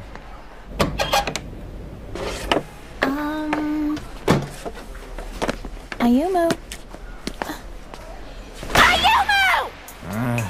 Isn't there something you'd like to say to me? Like, thank you so much, Hiono. Because of you, the Notes of Truth will play. I don't know what I'd do without you. You know, some moving words of gratitude. what? Why would I want to do that? Hiono, punch! Ayumu, well, What is it? I just wanted to thank you for helping me today. Huh?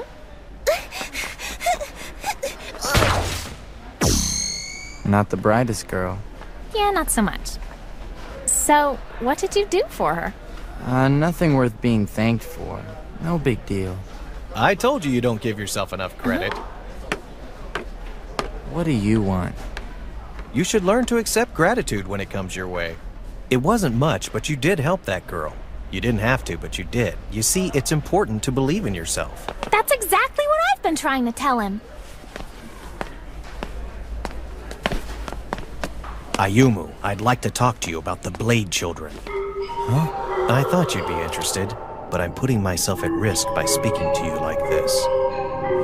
Act like we're talking about school or something. What can you tell me? There are forces at work all around us, Ayumu. Right now, even as we speak, there's more going on than you can imagine. I need some straight answers. Who are you? What's happening? And what am I supposed to do about it? We'll continue our chat later in the lecture hall. 6 o'clock.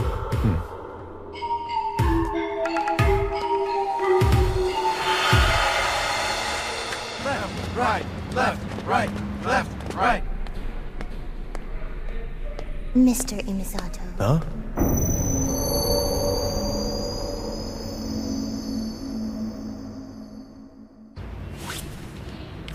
It's only 5 o'clock. I'm running a search on Kosuke. Maybe I can pull up an address or a phone number.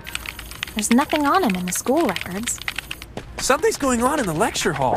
What's going on? I don't know, everyone's over there. Come on, let's go check it out. Wonder what happened. Let's find out.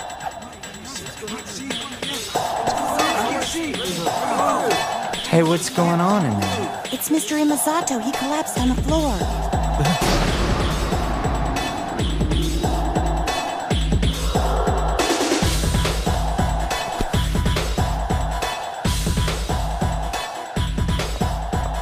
Is he okay? No, we're too late. There's no pulse. Ayumu, I'd like to talk to you about the Blade Children. There's more going on than you can imagine. Someone wanted him silenced, but who?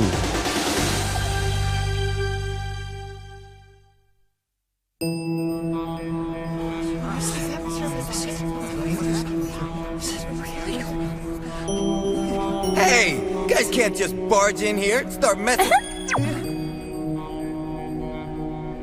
He's not breathing and his heart has stopped. Looks like rigor mortis is starting to set in.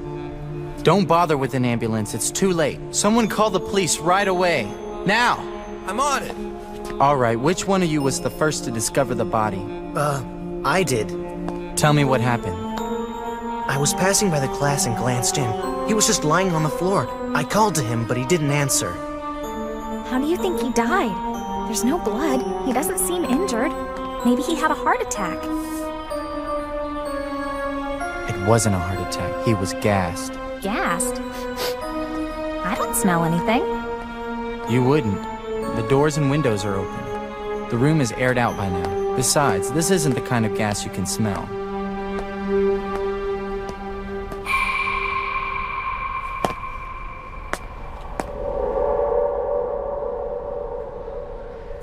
It's really cold in here. I wonder if the air conditioning is turned on. Cold. So that was the murder weapon. Murder weapon? Are you trying to tell me this was a murder? The timing's too perfect to be an accident. He mysteriously dies right before he was going to tell me a secret. The Blade Children have to be responsible for this. What's going on in here? Mr. Imazato has been murdered. Don't touch anything and don't let anyone leave. Lock down the campus and wait for the police. This was definitely a homicide, occurring shortly after 4 o'clock this afternoon. The killer is most likely a female, and by my deduction is 4.5 to 5 feet tall. She is a student here and probably still among us. She wears a size 5 shoe. She's small, but don't let that fool you. She's dangerous. How can you tell all of this? Because the melody of logic always plays the notes of truth. Hiono, I've got a job for you. Can you take this information and narrow down a list of suspects? Give me 3 days and I'll have it down to 20 people. I'm counting on you. He's counting on me! Watch out. I'm coming for you, Blade Children.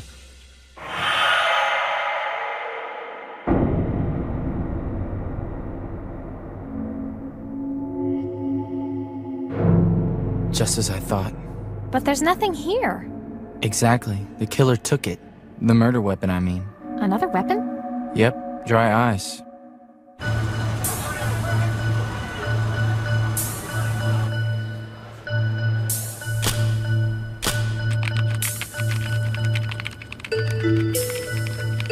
Here, it's a list of vital stats for all the students. Height, weight, age. Using this list as my starting point, I'll extract only the girls who are between 4.5 and 5 feet tall.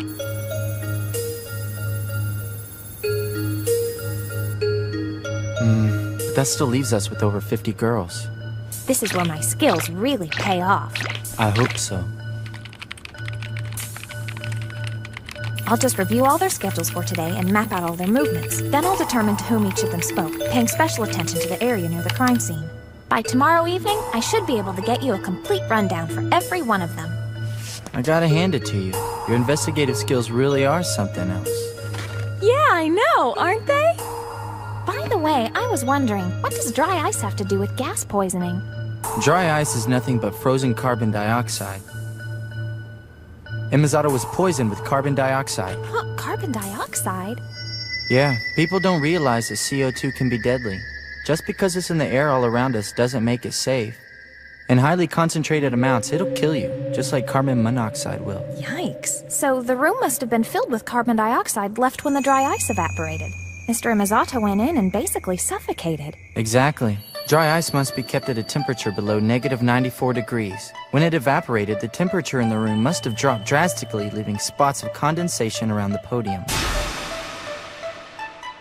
It was simply the natural moisture in the air that condensed into water when the room temperature fell. I think I'm following you, so the dry ice had to have been in the podium. That's right. And then once all of it had vaporized, the killer lured Imizato into the classroom. She probably talked with him as the gas slowly began to poison him. Oh, I see. The killer was probably someone he knew, so he wasn't suspicious. Plus, carbon dioxide is an odorless, tasteless gas. But how is it that the killer was unaffected by the gas? If she was in the same room with him... She'd need to know that the carbon dioxide is a heavier gas than oxygen or nitrogen. As the dry ice evaporated, the poison gas settled in the bottom of the room. The killer stayed safe higher up. That's why you checked the area at the top of the classroom. She turned the classroom into a deadly gas chamber, a sort of misty gallows. She murdered Mr. Imizato and escaped. Okay, how did you figure out the killer's height and shoe size? I found fresh footprints all over the room. They were most likely created when the killer stepped on the floor, wet from condensation. I determined her height based on the length of her stride. And the gender? Based on the height and small shoe size, the killer couldn't have been a boy. Alright, one last thing. What made you decide it was one of the students? Well, there was no sign of a struggle or any other type of physical violence. By the time Mr. Imizato realized he was in danger, it was too late. He'd already inhaled the deadly gas, which leads me to believe he wasn't surprised to see the person who killed him, because she was a student here. If I were guessing, I would say that the killer is someone we'd never suspect. Man, you got some nerve making me do all the grunt work. You know, dry ice is heavier than regular ice. That's why I called you. I wasn't gonna carry it myself. Impressive, though, the way you threw it together so quickly.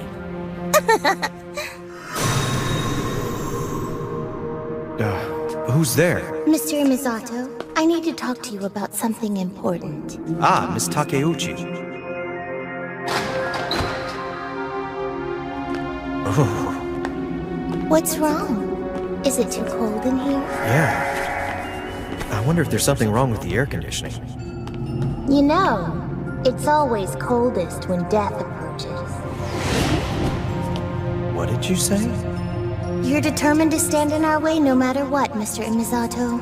You're a... Member of the Blade Children, Ryo Takeuchi. What do you want from me? It's simple. I have to be sure you won't tell Ayumu Narumi what you know about the Blade Children. Don't you think that's a little unfair to him? Do you actually believe that fate is fair? Oh, come now. If it was, then I wonder if the Blade Children ever would have been born at all. I didn't realize you were so pessimistic.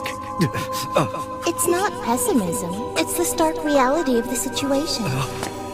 Now, are you going to answer my question? I won't stand by and let you kill Ayumu. I would gladly give my life to stop you Blade Children. Well, if that's the way you want it, then that's the way you'll get it. You can't hide the truth forever.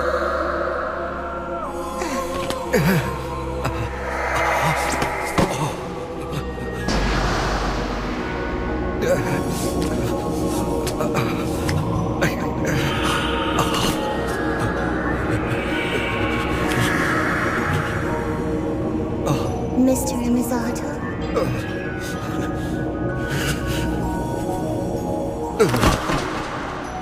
Goodbye.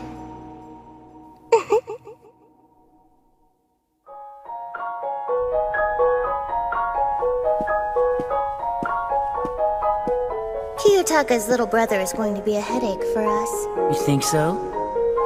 He's very bright. I mean, look at the way he immediately figured out the physical description of the killer. He's amazing! He has a keen sense of perception and deduction, so what? But there's something more. Something extrasensory. It's a gift. What did you expect? You challenged little Narumi by killing Imizato at his school. Ah, but Mr. Imizato was going to tell Ayumu everything. Something had to be done right away. I had no choice but to kill him there. Don't sweat it, Rio. The reporter girl helps him out a lot. She's pretty smart, but without her tracking things down for him, he's got nothing. And even together, they're no match for us. Don't worry, we'll never be caught. You're so stupid, Kosuke. If you haven't noticed, Ayumu is just like his brother. He's not going to walk away from this. Huh? In the end, though, we will be victorious.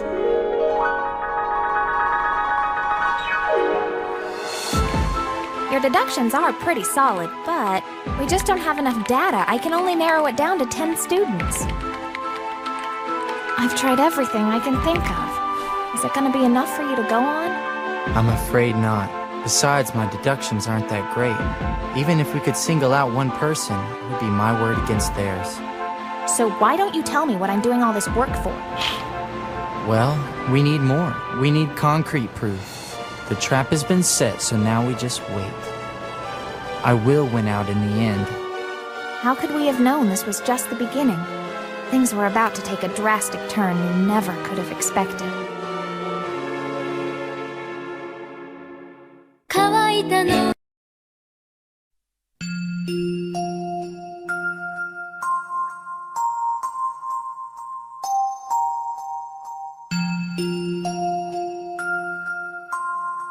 Ayumu, I'd like to talk to you about the Blade Children. It was those few simple words that sealed Mr. Imizato's fate. He was silenced, causing Ayumu to stand up and take action. Hiono, I've got a job for you. Can you take this information and narrow down a list of suspects? Give me 3 days and I'll have it down to 20 people. I'm counting on you. Little did we know that our search for the killer would soon take such a drastic turn for the worse.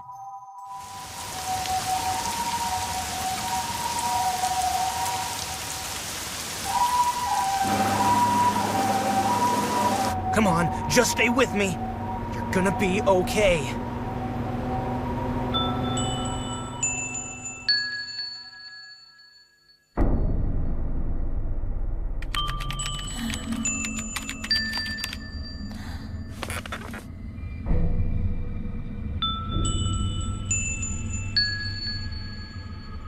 The story began just a short time ago. I promised Ayumu my help, so I devoted myself to narrowing down the list of suspects who could have killed Mr. Imizato. Great googly moogly, Ayumu! Your homemade sandwiches are too yummy! Fluffy hard-boiled eggs surrounded by creamy mayonnaise spiced with tangy mustard between 2 slices of lightly toasted bread with the crust cut off! I'm getting so emotional! Your Chinese boxed lunch the other day was great too, but today's sandwiches are on a completely different level! With each bite I can taste the love and care you've put into each and every one! Such culinary expertise makes me so happy I want to bawl my eyes out! It's a bit of heaven coming out of your kitchen and into my stomach! What I wouldn't give to eat like this every day! Ow! Ow! Ow! Ow! Ow!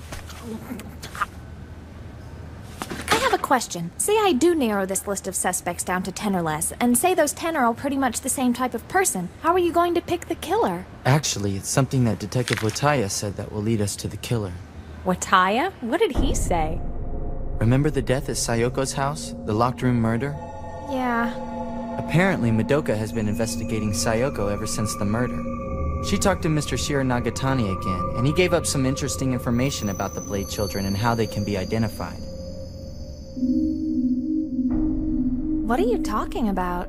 Before Sayoko's mother died, she told him one of the Blade Children's secrets. It seems they all have a very specific physical characteristic in common. Physical characteristic? You see, the Blade Children are missing something unusual. They're missing their 7th rib on the right side. If someone knows what to look for, they can find us. We're all missing the exact same rib. Nobody knows anything about that, Rio. You need to stop worrying so much. Maybe you need to start worrying more. Ayumu's sister-in-law has been investigating Sayoko a lot, so we must assume Ayumu knows more than we expect. It's the only way we can stay ahead of him. Mr. Shiranagatani isn't willing to believe it. But the fact is, Sayoko is missing her 7th rib also. So that's why Imizato had the X-ray photos in his locker. He was checking for missing ribs. At first, I didn't understand when I saw the X-rays among the documents the police seized. He knew the Blade Children's secret and was going to tell you. That's why they killed him. We still need to narrow down our list of suspects. After that, we can start checking rib cages. The web has been laid out and the trap has been set. We've already won. No, we haven't lost yet. We can still turn the tables on him. You think so? Ayumu knows my basic physical description. He'll get to me through that. And if he knows about the rib, it's only a matter of time before we're caught in his web. You're wrong, Rio. Their web isn't yet complete. And besides, the real problem isn't Narumi. It's the girl. She's the one who'll expose us. So, she must be eliminated. The web is closing in, Ayumu. Soon we'll have this killer right where we want her. Huh?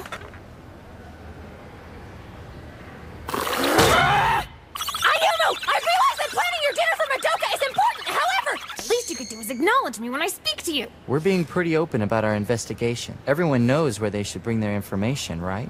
Yeah, I've talked to just about everybody. Wait a minute, do you think we may be too conspicuous? What if the killer decides to run away? No, this person won't run away. Why not? Considering the trouble and planning that went into murdering a Misato, it's clear that the killer sees us as a game. When she sees our web, she won't run. She wants to beat me and won't give up that chance. What is it? Nothing. It's just that they're gonna come at us pretty hard. I know you, Rio. You're planning to kill her on campus like Imizato. But if you're doing this to challenge little Narumi... Life is a challenge. I simply prefer to face it head on. But he's with Hiono all the time. There's no way to get to her without him being around. The real challenge is getting this girl alone. Easy. I'll set a trap. Trap?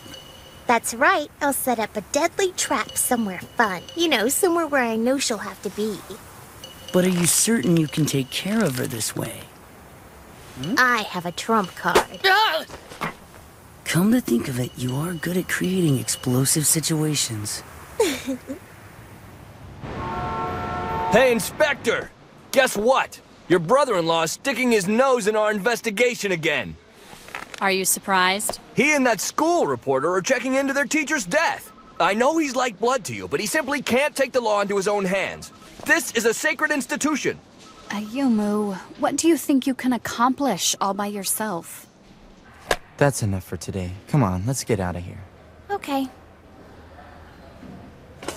I'll walk you home. Please, try to control yourself. Oh, this is so exciting! What is? It's just so surprising you walking me home. You're usually so cold to everyone. It's the last thing I would ever expect out of you. I have my reasons. Oh yeah, like what? Like that the killer's probably gonna try to get rid of you. If I was in the killer's place, I'd want to eliminate you before we finished our list of suspects. So basically, they're gonna try and kill you either today or tomorrow. Do you think you could talk about my impending death a little less casually? Remember, the killer's in it for the challenge. She won't take the easy way out.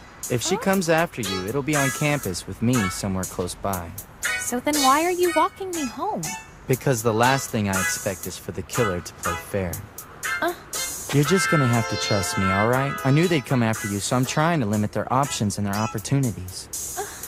I just can't let myself get overconfident and make a mistake that costs someone their life. I considered poison first, but that was easily taken care of. So that's why you made me those awesome egg salad sandwiches? Look, you're helping me and that puts you in danger. I owe you nothing less but to look out for you. Still, it would have been nice if you'd have told me all of this from the beginning. It doesn't matter. You still would have been a target. The way I figured it, they'll use one of two methods to kill you. One effective way would be a sniper. A sniper! But I don't think that's very likely. An on-campus shooting would be tough to pull off undetected. That leaves them only one other option. They'll rig a trap. A trap? Probably in the journalism club office. Sometime when I'm there with you, and almost certainly the weapon of choice will be a hidden bomb. Don't worry about it. I've got a backup plan that will foil any attempt to bomb the office. I'll have them right where I want them. Looking back, I suppose Ayumu's theory was logical enough. However, his judgment skills were at a level far beyond reasoning. What are you waiting for? Hurry up. Okay, right behind you. Hey, wait just 1 minute. That means you turned me into a decoy without my permission! Kizuna punch double! Bear, bear, bear, bear, bunny, bear, bear, bear, bunny, Wait a minute. There is one other way for them to break through our web. bear, bear, bear. No, they'd never take that chance. Bear, bear, bear, bear!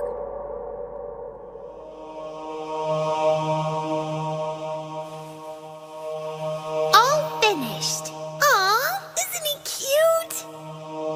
Alright, let me see. He's just adorable, isn't he? adorable's not the word I'd choose. Fine, you can't look at him anymore. Jeez, Miss Sensitive, I'm sorry I said anything. Okay, you can look at him again. Hey, he kinda looks like a Franken-kitty. Get out.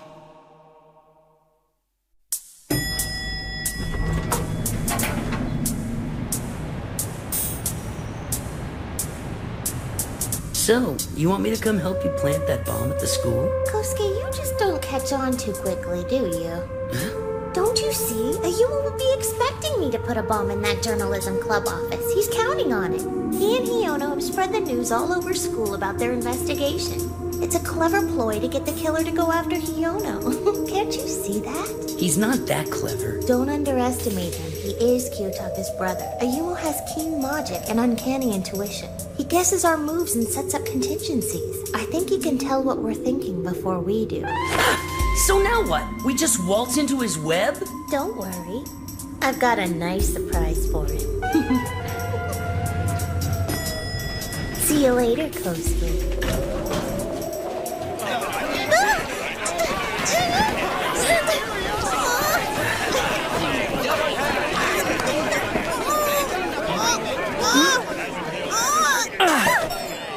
Thank you, Kosuke.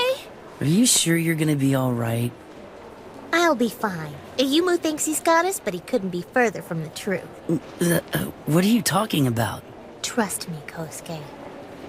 He will never be the victor so long as he remains unable to believe in himself. Are you ever gonna start making sense? Time to go. We've got a busy day tomorrow.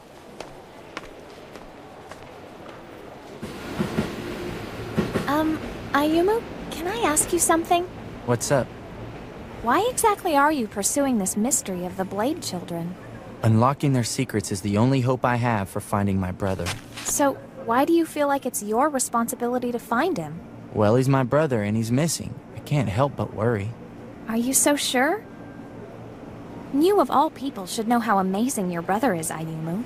He's not the kind of person who will admit defeat. Even if you don't go searching for him, I'm sure he'll turn up safely sooner or later. I mean, how do you know your involvement isn't making it harder on him? You must feel that in your heart. And what about Madoka? Have you ever thought that maybe you're searching as much for her as you are for yourself?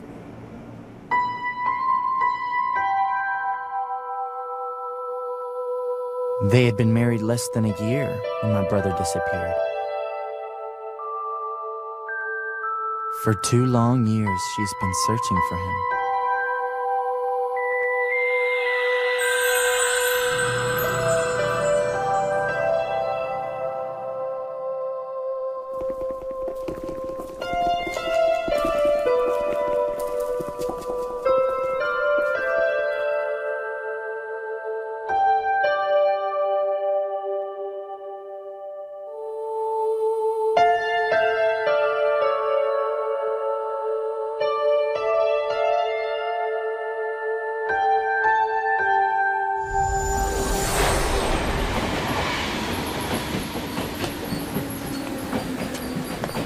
Well, here we go. This is my train. Right behind you. Oh, I can make it from here.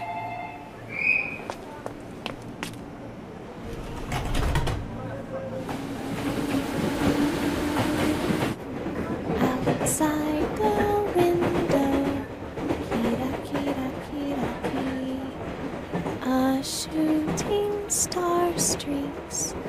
Kira, kira, kira. I'm home. You got home from work early tonight. I came home and I was starving. Where have you been? I've been waiting for my dinner. What, are you a little kid? You could have made something for yourself. Ayumu, I know you're nosing around in places you don't belong. What are you scheming this time? Me? I'm not up to anything except cooking some dinner for the mistress of the house. Outside the window. Kia, kia, kia. Stupid Hiono. Listen, you have to stay out of official police business. Madoka, I've been trying to find the right way to tell you this. I think you may be putting on a few pounds. Your pants don't fit you anymore, and your shirts are getting tighter and tighter. Explains why all the food in the refrigerator keeps disappearing so quickly. Oh, really?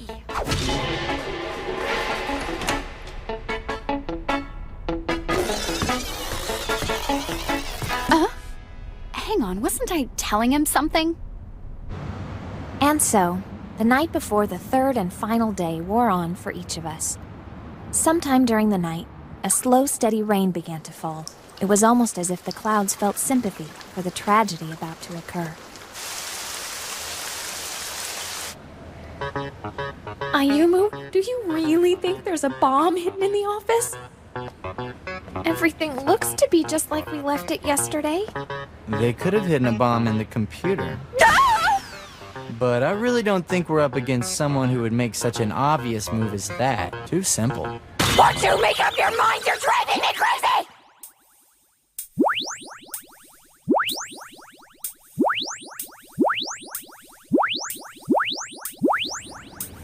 I'm tired. The school day's almost over and nothing's happened yet. What do you think's holding back the killer? That's a good question. Huh? Hi, this is the journalism office, right? Oh, hey, it's you. Is there something we can do for you? Well, you see, I just found this stuffed animal downstairs in the school cafeteria. It had this note stuck to its head. Don't tell me there's a bomb in there! Okay, hold on. A bomb that small won't be that dangerous. And there's no way someone could count on it killing any of us in a room this size. Do you hear that? It sounds like ticking inside the little kitty. Wait!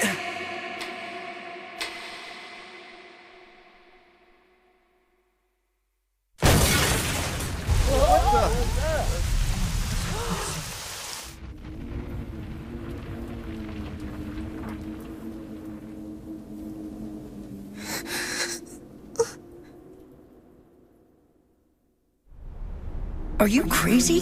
Why would you build a bomb and blow yourself up instead of the girl?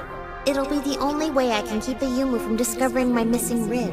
But still, Rio. Have faith. I've got it all figured out. The charge won't be enough to really kill me, just enough to blow out a couple of ribs. I don't care what you say, it's too risky. You're asking for trouble. Look, Ayumu's trap depends on him being able to distinguish me by my missing rib. If my other ribs are injured in the blast, it will ruin his plan. So what's the point of you escaping his little web if you end up dead? That's why it's going to work. It's the absolute last thing he'd expect. So you've had it planned out like this from the very beginning? I believe in my luck and I believe in my abilities. I will always win and I will always come back, even from the abyss of death. How did I misread this so badly? Alright, calm down. Look at it logically. This isn't over yet.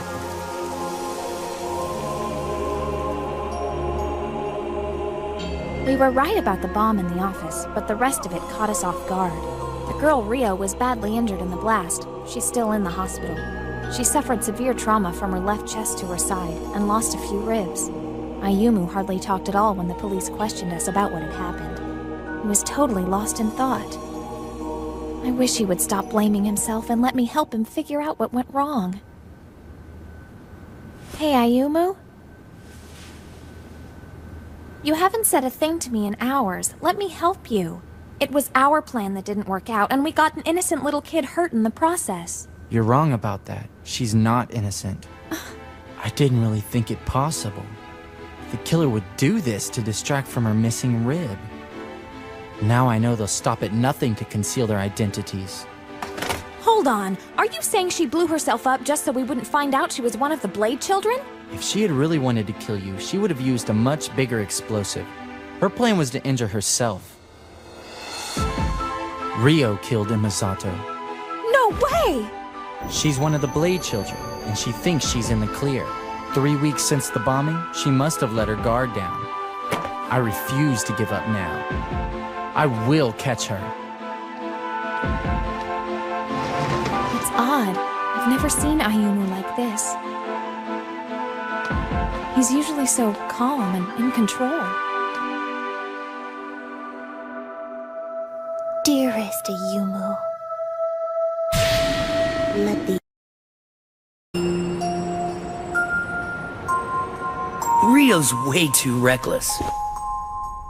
I mean, come on. She went and blew herself up just to escape Ayumu's little web. Rio did not walk the tightrope of death so that she could escape.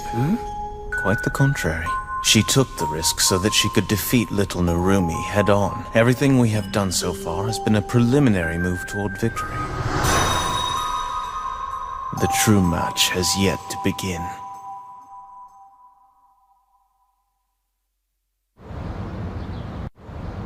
Here, from Rutherford. Oh, that was so sweet of him! It's so yummy! So Rio, you want to clue me into the next step in your little game with Ayumu? I'm glad you asked. The next part is something I could use your help with. Huh? There's Rio's room, Ayumu. Yeah.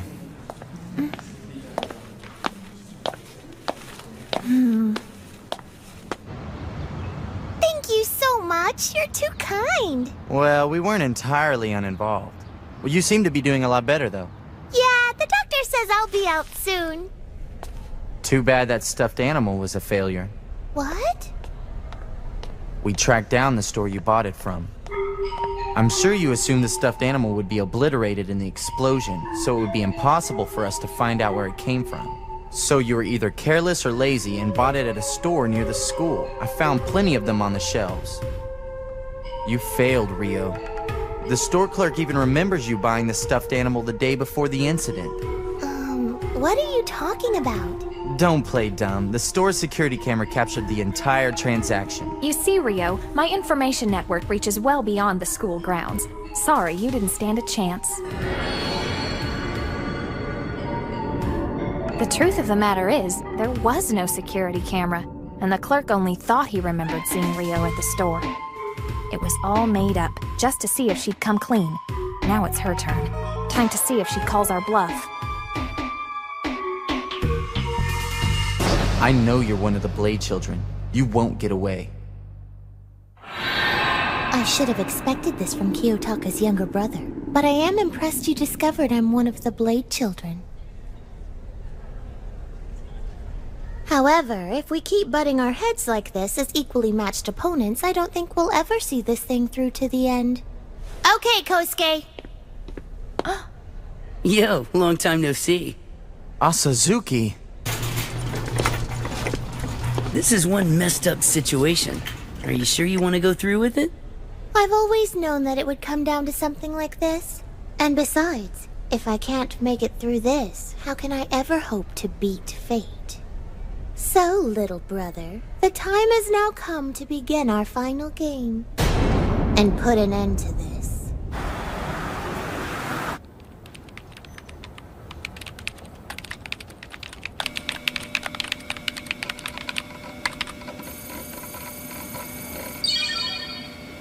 Access denied. I'm blocked out of Kiyotaka's file? Why? The password's correct and I should have clearance at this level. What's going on here? It's not just Kiyotaka. Sonobe, Imizato, Adachi. I can't access any of their files and I should be able to. There's something connecting all of them, something they have in common, but what is it? Madoka, dear. Commissioner Kanzaka. The game is simple. It will settle things once and for all. One packet is plain old sugar, and the other is strychnine. A poison. It kills you by causing respiratory paralysis and circulatory collapse. It's extremely bitter. Sensitive tongues can still taste it even when it's 400,000 times more diluted than this. This is about 2 times the lethal dose. Only I don't know which is which. The packets are exactly the same. When I say we'll each choose a glass and drink the entire contents. Choose the poison and you can say your final goodbyes. We share the same risk. Which one of us will death drag away? Can you guess? I'll even let you go first. Go ahead, pick one. I don't mind getting leftovers. That way, it won't matter even if I do know which one has the poison. What kind of an idiot would play this stupid game? It doesn't matter what happens between us, the law will still judge you. Can it really, though? I have a funny feeling that this proof you claim to have is nothing more than a bluff. Did I guess right? Why do you insist on this elaborate game? If you want me dead, there are much easier ways to do it. You're correct. We could kill you easily if we wanted to, but something prevents me from doing so. A promise made to Kiyotaka. Promise to Kiyotaka? What do these guys know about my brother? What's wrong, Ayumu? Calm down. Don't lose focus. Figure out what she's thinking and let logic do the rest. And just so you know, I haven't done anything like poison both glasses like a coward. I mean, where would the challenge be if we both die? Why should I believe a word you say? Well, if you like, I'll pick one and I'll drink it first. If it kills me, then you win the challenge. If it doesn't kill me, you can do whatever you want. You don't even have to drink the other glass if you don't want to. But if you're the type who runs away, then you certainly have nothing to lose. But poison myself on purpose? Only a fool wouldn't run away. I'm not afraid to drink it. There's no absolute guarantee that I'm going to die. You're talking about twice the lethal dose of strychnine. The chance of survival is virtually zero. You die instantly. You're right about that. But to run away from my challenge, isn't that really the same as death? A terrible fate awaits you and will simply snatch away that which you desire and all you hold dear as it slays your spirit and mind. Yes, you understand. Kiyotaka took everything from you, and now you only live with your head down. I won't run away. I will always go forward to protect what I hold dear and to change my fate, even if that involves risking my own life to win. Do you see? If you can't overcome this little game, then your fate will undoubtedly still kill you eventually. Fate means nothing to me. But it seems I have no other choice than to settle this here and now. I will accept your challenge, Rio. Missing persons fall under the jurisdiction of public safety. Detectives like you are not to get involved. You're telling me I can't access information regarding my own husband's disappearance? I know this is hard for you. Kiyotaka was a good man. The fact is, I'm not doing this for personal reasons. There's more to it than that. I believe that my husband's disappearance is linked to a series of recent murders. You're an excellent detective. If I were you, I wouldn't want to tarnish my career. But I think that— Do we have an understanding? Your strategies and tactics won't be of any use now, little brother. What you do need is the ability to believe in yourself. Your conviction that you won't lose will be the deciding factor in this game. Well, let's begin. Wait. Do you really think this little charade of yours is gonna fool me? The ability to decipher strategy is what'll decide the outcome of your game, not the ability to believe or whatever. You really are something. You know, you're a lot smarter than you look, and you've got guts. To be honest with you, I wasn't sure what to think. I was trying to understand the psychology of a girl who was stupid enough to blow up her own chest just to hide a missing rib. You were intuitive and knew that my perspective had changed. You switched from evasion to attack. So you devised this little challenge to ensure that I would have a crushing defeat. Would you seriously put yourself in a position where you had a 50% chance of dying? You know, I really wouldn't put it past you to do something so crazy. After all, you did blow yourself up on purpose back at the school. But of course, at that point, the web we laid out was rapidly closing in, and the only option was to walk the tightrope of death. So now we find ourselves here. You've called my bluff, and at the moment, you certainly have the upper hand. It would seem that you have me right where you want me. So why would you find it necessary to bet your life again? Common sense would dictate that you wouldn't. This game is rigged, so you would have a 100% chance of winning. But I gave you the first move. You chose your glass first. How could I have rigged the game? You saw everything I did. That's right, I did see. And that's where you gave it away. You were gonna drink first. If you didn't die, then by process of elimination, my cup would have the poison. Why would anyone in their right mind actually drink water they knew was poisoned? There never was any poison to begin with. Both packets had sugar in them. You started this scheme by blowing yourself up, making me believe you're willing to risk your own life. So all you had to do was drink the water, not die, and you'd win. I'd be too afraid to drink what I thought was a glass of strychnine. You'd have your victory over me and I would walk away in shame. You said earlier you called my bluff, Rio? Well, now I'm calling yours. You did make a bad miscalculation, though. If one of us had actually died of strychnine poisoning, what were you planning to do with the body? What would you have told the police? They would run tests and discover that the death was a homicide. You wouldn't take that chance. These glasses are only sugar water.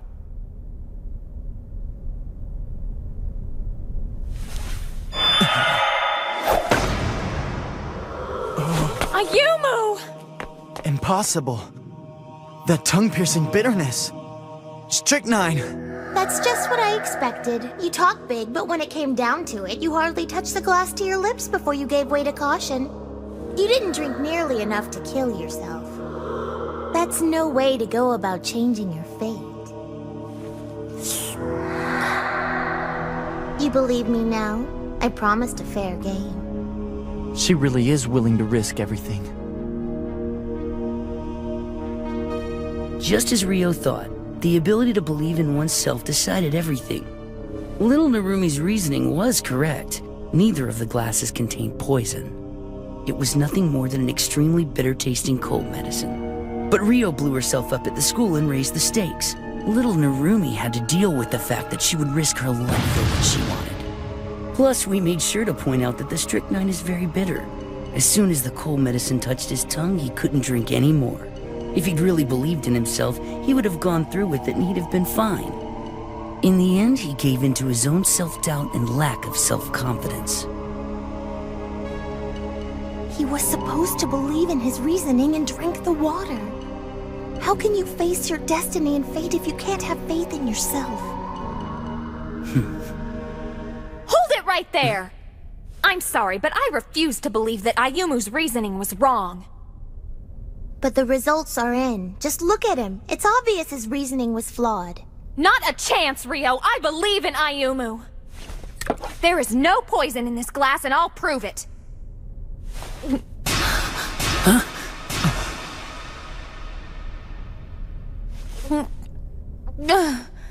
See? It was nothing more than really bitter-tasting water. Huh? Too bad for you, but this isn't over.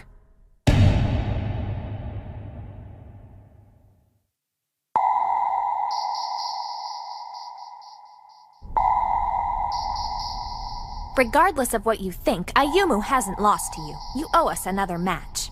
I admit it, I did use a little trickery. But, whether you like it or not, he did lose the challenge. Look at him, he knows he's failed horribly. He thought he had it all figured out, but he didn't. And now he sits there, a cowardly loser, ashamed of himself, as he should be. Oh, get over yourself already! Ayumu had you by the throat, and you were lucky you were able to slither your way out. You cheated rather than face a real challenge. Why didn't you go through with it for real? Why didn't you use real poison? Because you're the coward, that's why. You should be the one hanging your head in shame. You set up a rigged game and depended on a cheap trick to save your skin. You didn't have the guts to face him fairly. If you truly wanted to settle things, you should have put faith in your luck and risked your life. Instead, all you did was trick him. You knew that fate and luck were on Ayumu's side, not yours. You knew you would lose to him unless the game was rigged. You feared Ayumu from the beginning. You weren't afraid of a bomb, but you were afraid of Ayumu's ability to figure you out. You couldn't put your life in the hands of fate. You were the one who ran away first, so you can take your pompous, self-righteous attitude and shove it. You frighten me, really. As much as I hate to say it, I think she's right. Sorry, today's just not your lucky day. Understand, we made a promise with Kiyotaka regarding Ayumu. He insisted that we treat him with a certain respect. He never said anything about you. If you're going to insist on being a problem, I won't hesitate to eliminate you. So you're just gonna kill me too? Like you killed Mr. Imazato? Yes, murder is just so easy. And honestly, life can be a whole lot less risky once you've removed your enemies. Killing Imazato was easy, and killing you will be easier. I've been waiting for you to say that. I've been recording everything you've said. The cops are gonna love this. You've admitted to murdering Mr. Imazato, plus you've threatened to kill me. Anything else you'd like to add to your statement? This is a pretty compelling piece of evidence, wouldn't you say? I started recording when we came into the room, so I've got everything. I had a hard time getting you to talk about it, but a good reporter knows how to lead her subject. You were being cautious, and that's understandable. But in the end, like so many others, you let your guard down. I think the police will find just enough evidence here to bring a solid case against you. You sneaky little vixen! I always save the trump card for the end of the game, don't you? Okay, Hiono, what is it that you want from us? I don't think you'd be telling us this if you were just going to give that tape to the cops. Yeah, I do want something. A fair rematch between you and Ayumu. Hiono, what are you thinking? I'm thinking about you, silly. Don't you like my idea?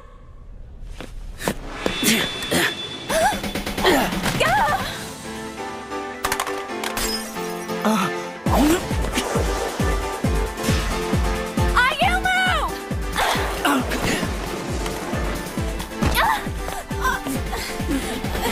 You've crossed the line, little girl. Oh, it can get much worse, I assure you.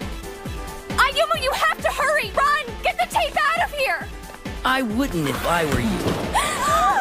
Give the tape to Rio or watch your little friend here make like the pretty birdies and fly. Ayumu, don't do it! As long as you have the tape, they won't hurt me! You know it won't do them any good to kill me until they get a hold of that tape. Think about it, they're not going to be satisfied if they have to end this challenge with brute force. Go, Ayumu, I'll be fine! You will face them another day, and you'll win! Believe in your strength!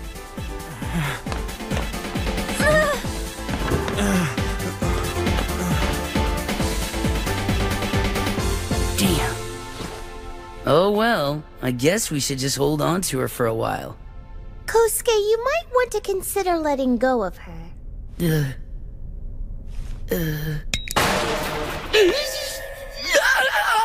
you like it? My special stun gun packs 100,000 volts, enough to bring a bear to its knees. Be careful with that thing, you could hurt someone. That's the point, Kosuke. Maybe you'll think twice the next time you try to push me out a window. So you could have gotten away anytime you wanted to. Isn't that right? Yeah, well, I like to plan ahead. Then why didn't you just leave with him? You guys having me as a hostage is just the kind of motivation Ayumu needs right now. Come again? I'm interested in the degree to which you want Ayumu and I to have a rematch. You're very passionate. But I'm not sure that your hostage plan was such a good idea given the circumstances. It might give him the feeling that he failed you and himself. Maybe this is the worst thing you could have done. No, this won't sit well with him, that's for sure. When he's had a chance to think it through, he'll see.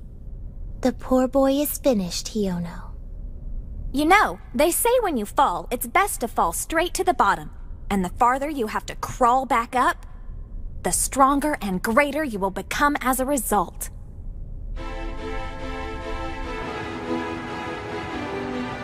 Things have become quite complicated. Yeah, I guess so. And what about the Iwazaki girl? Where is she? We've got her locked up for right now. So little Narumi has tasted failure, and now wanders the playing field, ever the loser. Kiyotaka said it best. The ability to get up after a defeat is far more admirable than the ability to never lose. Okay, so this will ensure the safety of the tape. But I ran away. I left her back there at the mercy of the Blade Children. My brother wouldn't have hesitated. My brother would have believed in himself. He would have... I didn't find out anything today either.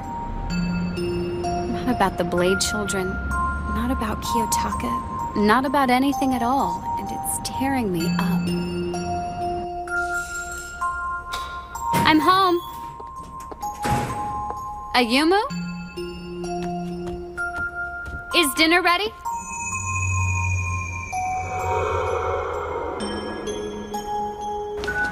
So little Narumi has tasted failure, and now wanders the playing field, ever the loser.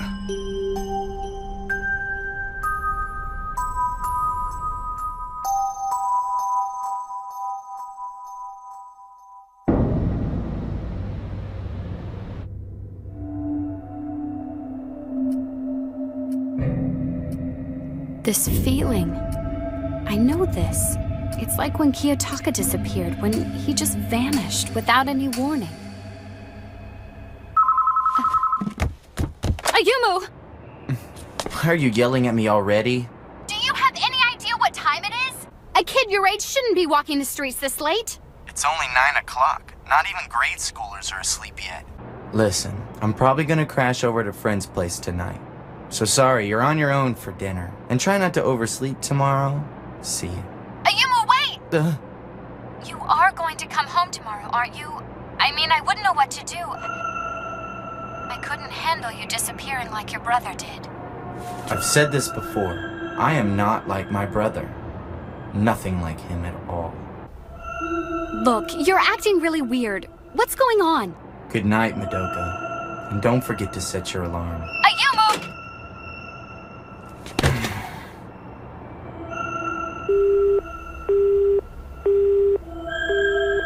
Ayumu is so much like me that I have to feel bad for him. But that's all it is, a resemblance. He will never become the kind of person I am. He might fall apart walking in my footsteps, but if he doesn't, he might be able to reach a place in life that I never could, even if I lived to be 1,000. Madoka, when he stands at his crossroads, please extend him a helping hand. Ayumu.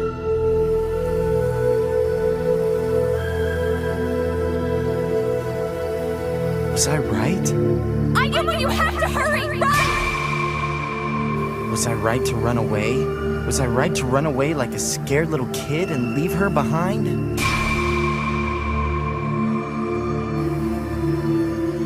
Why? Why am I like this? Yes. And now he sits there, a cowardly loser, ashamed of himself as he should be.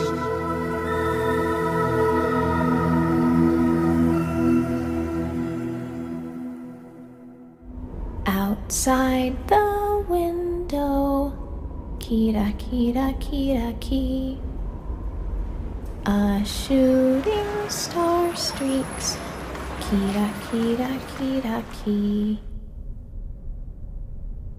The moon glows brightly, yura yura yurari. Napping so peacefully in the ocean of the stars. Kiyotaka said it best. The ability to get up after a defeat is far more admirable than the ability to never lose.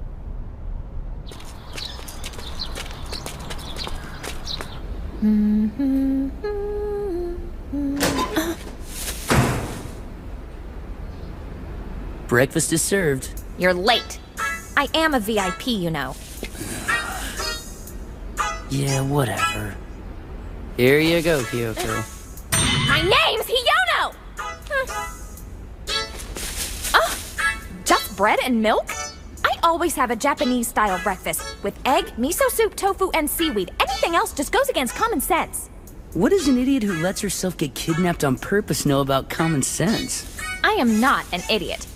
And if I hadn't let you take me hostage, you guys would be at a severe disadvantage right now. Honestly, you should be thanking me. I don't get it. Aren't you scared at all? Think about it. Both Rio and I could finish you off in the blink of an eye. If your trump card, that little tape you made, makes its way to the cops, both she and I will have hell to pay. But we have things ready behind the scenes, so keep in mind, we could kill you right now and walk away. But you would prefer to take care of all this quietly, am I right? You know how severe Rio's injuries are. Plus, both of you are still sitting around waiting to see what Ayumu has up his sleeve. And that means you can't get rid of me, at least not now. So until the rematch between Ayumu and Rio is decided, I'm safe. Sold you short. So I gotta ask, have you had any luck tracking down Ayumu? Nah, still can't find him. That's so. Sounds to me like your information network isn't working out for you. Finding a close place to keep me must have taken a decent amount of funds, which means you have at least some level of organization. But I do notice that you have a lack of people. What do you think? I'm trying to use logic like Ayumu does. I find myself thinking about lots of things in here. The young girl who lost her memory, the professor you killed off, the woman you used to threaten someone else, and the teacher who ended up knowing too much. You're in disarray. It looks to me like none of you have actually had the gall to take charge of this situation, and now the unknown is all around you. You're all trying so hard to deal with this fact before the damage that's already been done trickles its way down to you. You're like a tiny ship caught in a typhoon. But don't think you're alone. You may be in trouble, but Ayumu is being tossed around the seas too.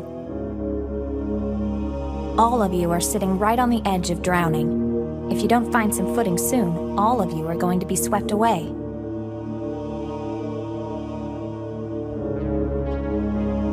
Kosuke,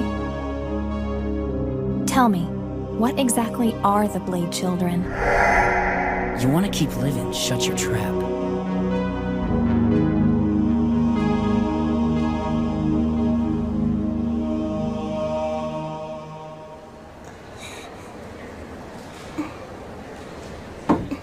Come in. You look well. Eyes, what are you...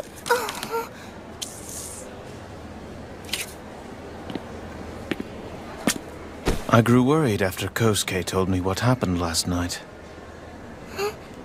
I was concerned that you might be depressed, but not quite as depressed as little Narumi. Why would I be depressed? I made him fall to his knees before me.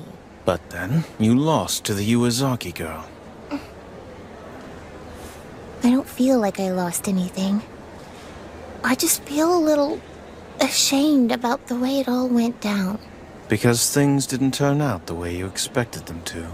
There is that. But there's also a lot more to it. Little Narumi needs to believe in himself, of course. But I've got this nagging feeling that we might need to believe in him just as much. Believe? Believe in the weak younger brother who's only focused in on the past. Hey Kosuke, as long as we're here, you want to fill me in on what it is you're fighting against? You obviously need Ayumu to help you win, but not the Ayumu you've already faced. You need a stronger, more confident Ayumu Narumi to help you fight your fight. Isn't that about the shape of things?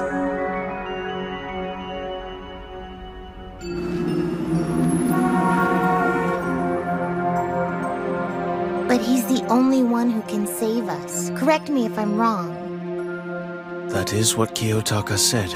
There may not be even a drop of hope left for us in this world. Are you afraid, Eyes? Of being betrayed? Or maybe you're afraid that what you believed in is falling apart. If so, then you and little Narumi are the same. He too gave up believing to avoid getting hurt.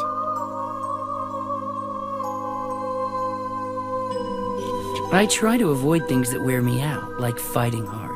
Besides, I don't think enough of that loser to bother.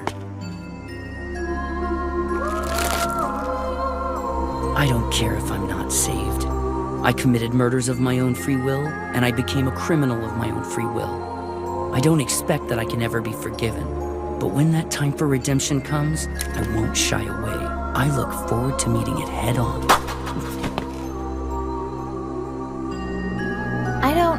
I don't know much about any of you people, but I don't think you can ever be happy unless you fight fate. And why would anyone fight a battle they were certain they would lose? That person would have to be a fool. A stupid fool. Because little Narumi couldn't believe in himself, he wound up yielding to me.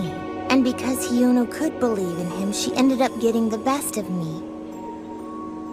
I learned a lesson I should never forget.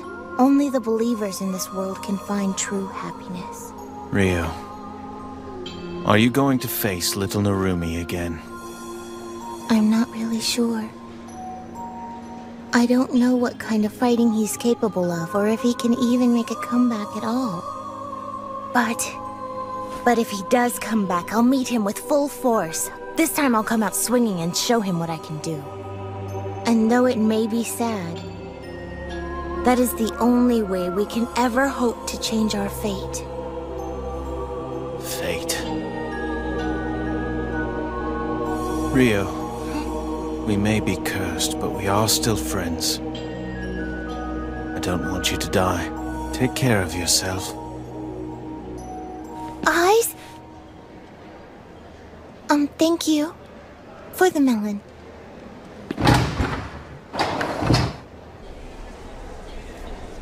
Even if the time comes for our soul-burning redemption.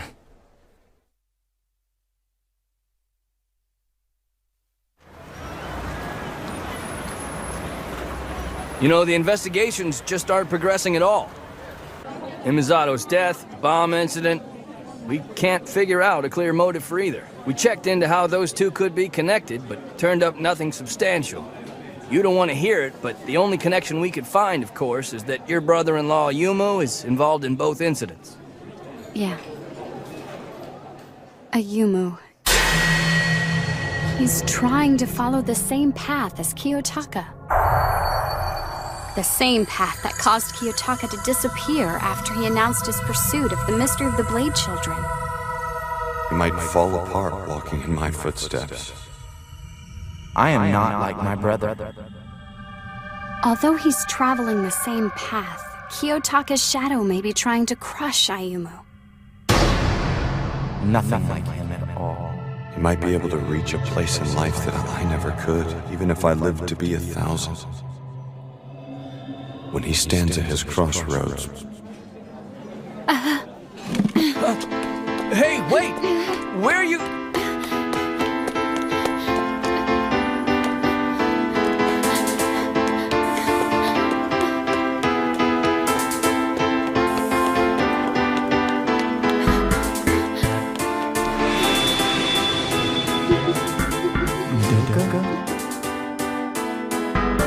Leave me alone!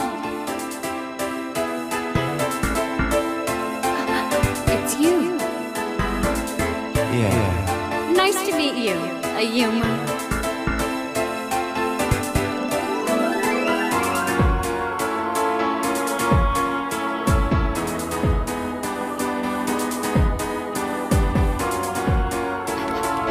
Ayumu?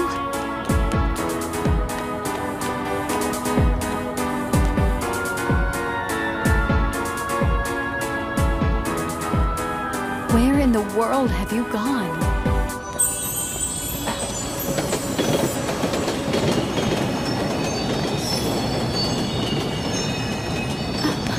Ayumu.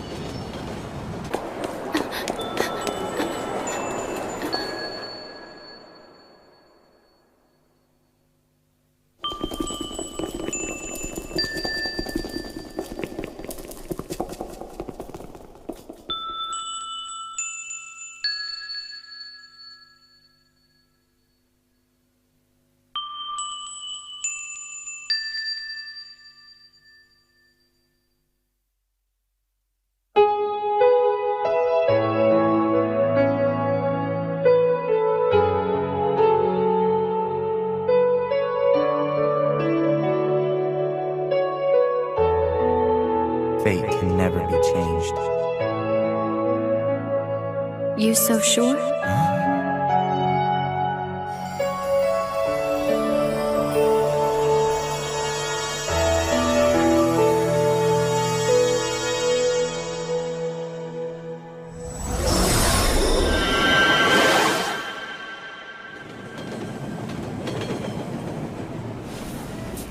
Come to think of it, this is where we first met, huh?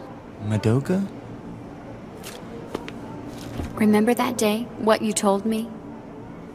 You said that fate can't be changed, and you really believed that.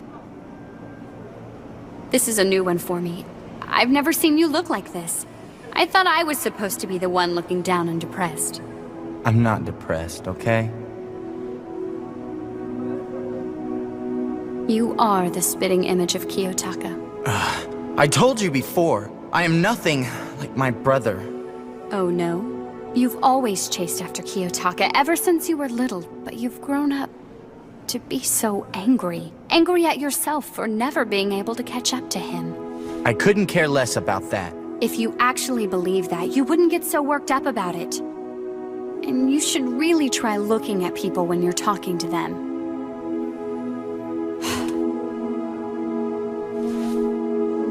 What does it matter if you can't be his equal?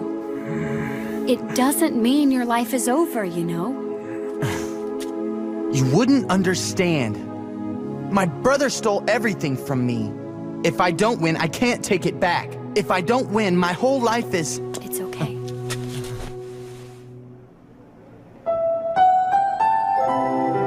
No matter how you're feeling, I'll always be by your side. Even if you do lose, you should know that you'll never lose everything. If I do lose this, then I will lose everything. I can't protect what's important to me. Well, if that's what you believe, then you shouldn't be here all pouty and depressed.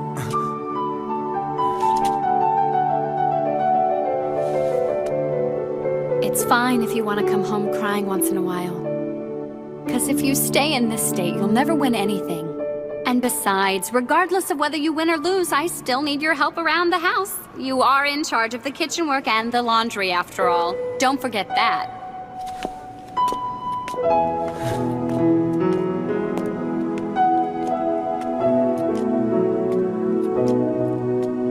Kiyotaka. When he stands at his crossroads, please extend him a helping hand. Was that how you wanted?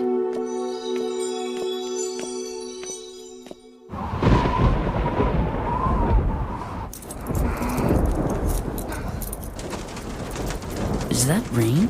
It was sunny not 2 minutes ago. The TV said scattered storms. Oh man, I really hate thunder.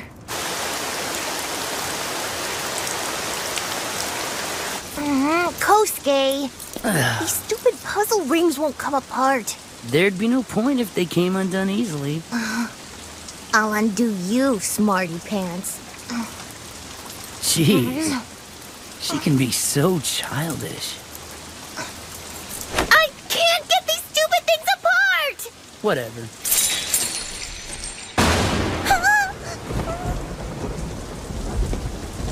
You know, you shouldn't be so scared. It's just a little thunder. I can't help it. Little Narumi. You're supposed to knock before you enter a girl's room, you know. I did. So, what do you want, Mr. Dripping Wet Loser? Even losers have pride.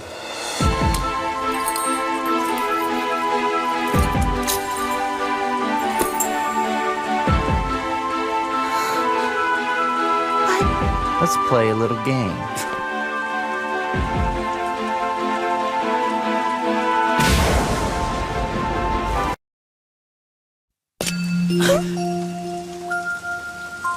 You're supposed to knock before you enter a girl's room, you know. So, what do you want, Mr. Dripping Wet Loser? Even losers have pride. But... Let's play a little game.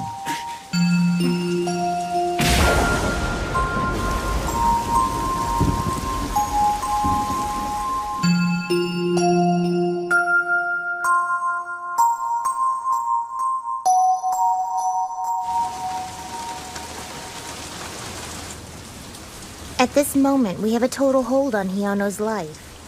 What makes you think we can arrange for an equal trade? If she's killed, then I won't hesitate for a moment in sending the tape to the police. You probably have contingency plans if she escapes, but your actions this time are remarkably limited. Not to mention you still have a lot of healing to do. You would like to avoid police intervention if possible, right? And that's why you can't just kill her now. But on the other side of the coin, as long as she is alive, I can't ask the police for assistance. The moment I do that, you'll kill her. Because there's no point in keeping her alive if the tape falls into the hands of the authorities. We're each holding the other's weaknesses, but as a result, neither of us can make a move. So, you want to trade the girl for the tape? Yeah, like we'd ever agree to a stupid deal like that. You're not that hard to figure out, little Narumi. You could make a dozen copies of that tape. No, I won't make any copies. Huh. Your word doesn't amount to crap. Look, even if I manage to somehow spring her from wherever you're holding her, there's still the possibility we could be targeted for revenge later. I need to ensure her safety even way into the future. My reason for the trade. End of story. There's more than one way to put it, little Narumi.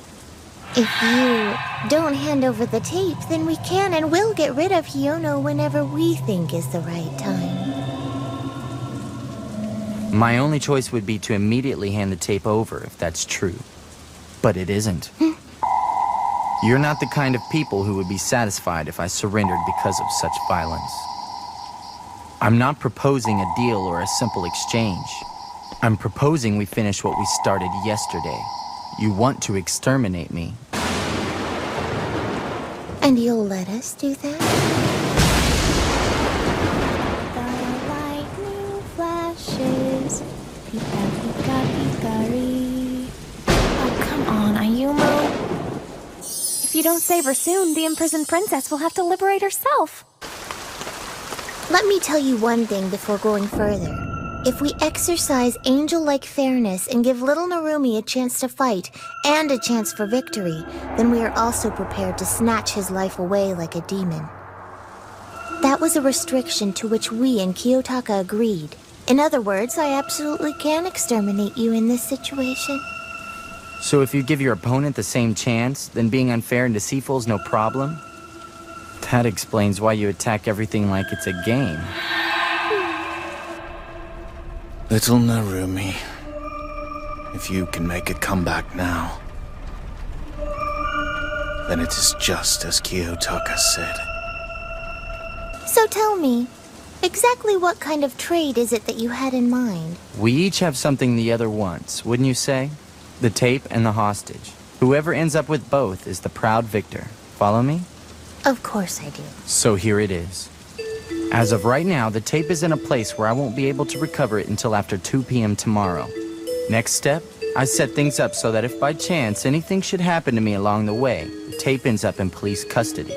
In other words, you guys won't be able to rush off and injure me right off the bat. But on the other hand, if you learn where the tape is hidden and you can get there before I do, then you can steal it. Continue. You just give me the same chance I give you. At exactly 1:30 tomorrow afternoon, I will personally reveal to you the location of the tape.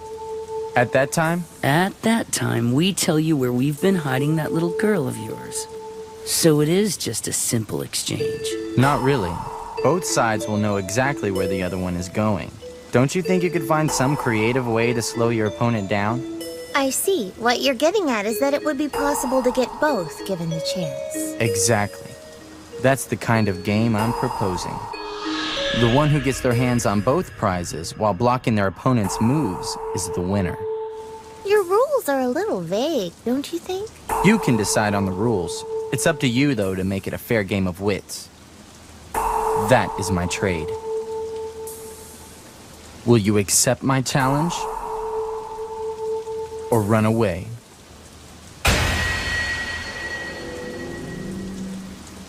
Fine, I accept. But you will regret this tough guy attitude. Try and make me.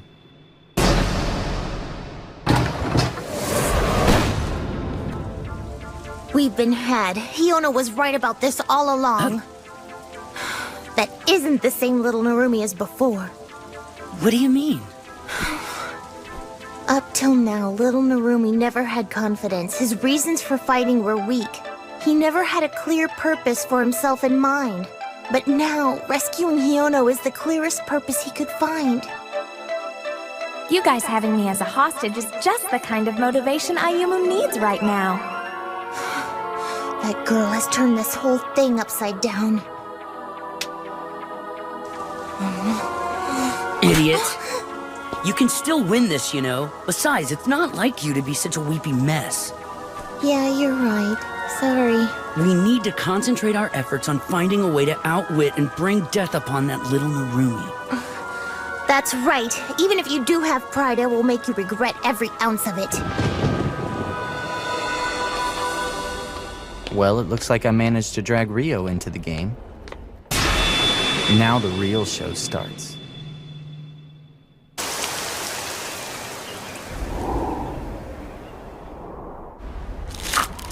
We're going to play a little game.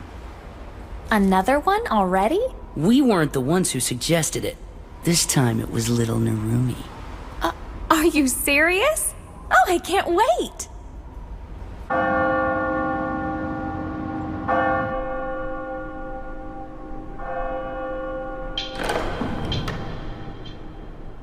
Praying to God, huh? Hardly. There's no such thing as God. Is it okay for you to be up and walking? No, I need 2 more weeks of rest. But this is no time for me to be lounging around in bed.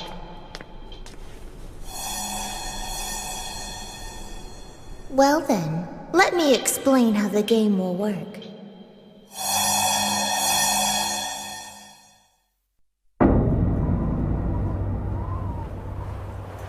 The object of this game is to get both the tape and you, the girl, which are located in different parts of town. There are obstacles naturally, but there are no complicated rules. I'm gonna give you this key to hold on to. What is it for? It disarms a bomb that's been placed in a certain location. I'm sure I don't need to tell you that if you can't disarm the bomb within the given time limit, boom! What is this certain location? Wouldn't you like to know? Around little Narumi's neck. It may be small, but it's powerful enough to blow your head clean off.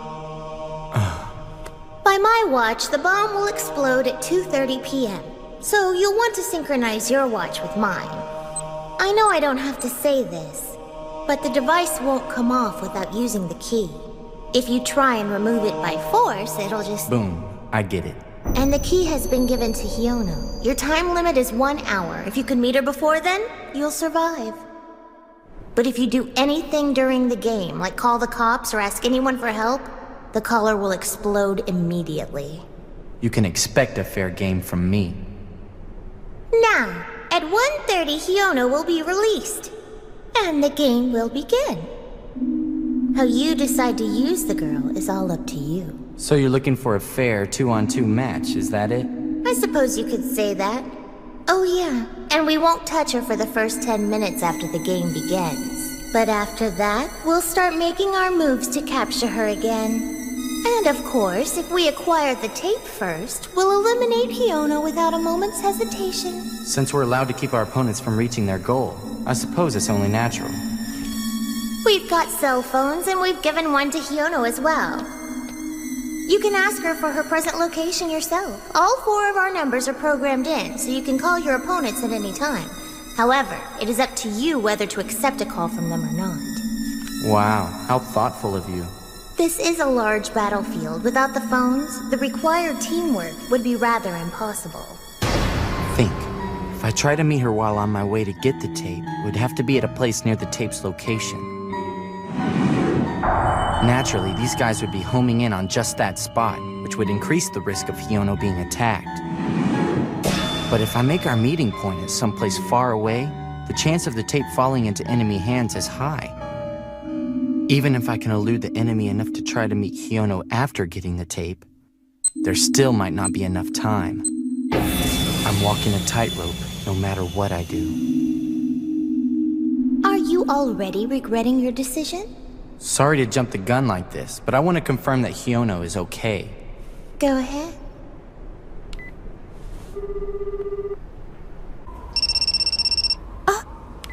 Ayumu! Yo, Dingbat, I'm coming to save you. Bye. Oh, wait a sec. Is that all he can say? The nerve of him! Are you all right, my fair princess? They're not treating you badly, are they, my beautiful swan? Why couldn't you have said something meaningful like that? Don't look at me! So, you want to tell me where your little tape is hiding? The post office. I sealed it up tight and mailed it to myself.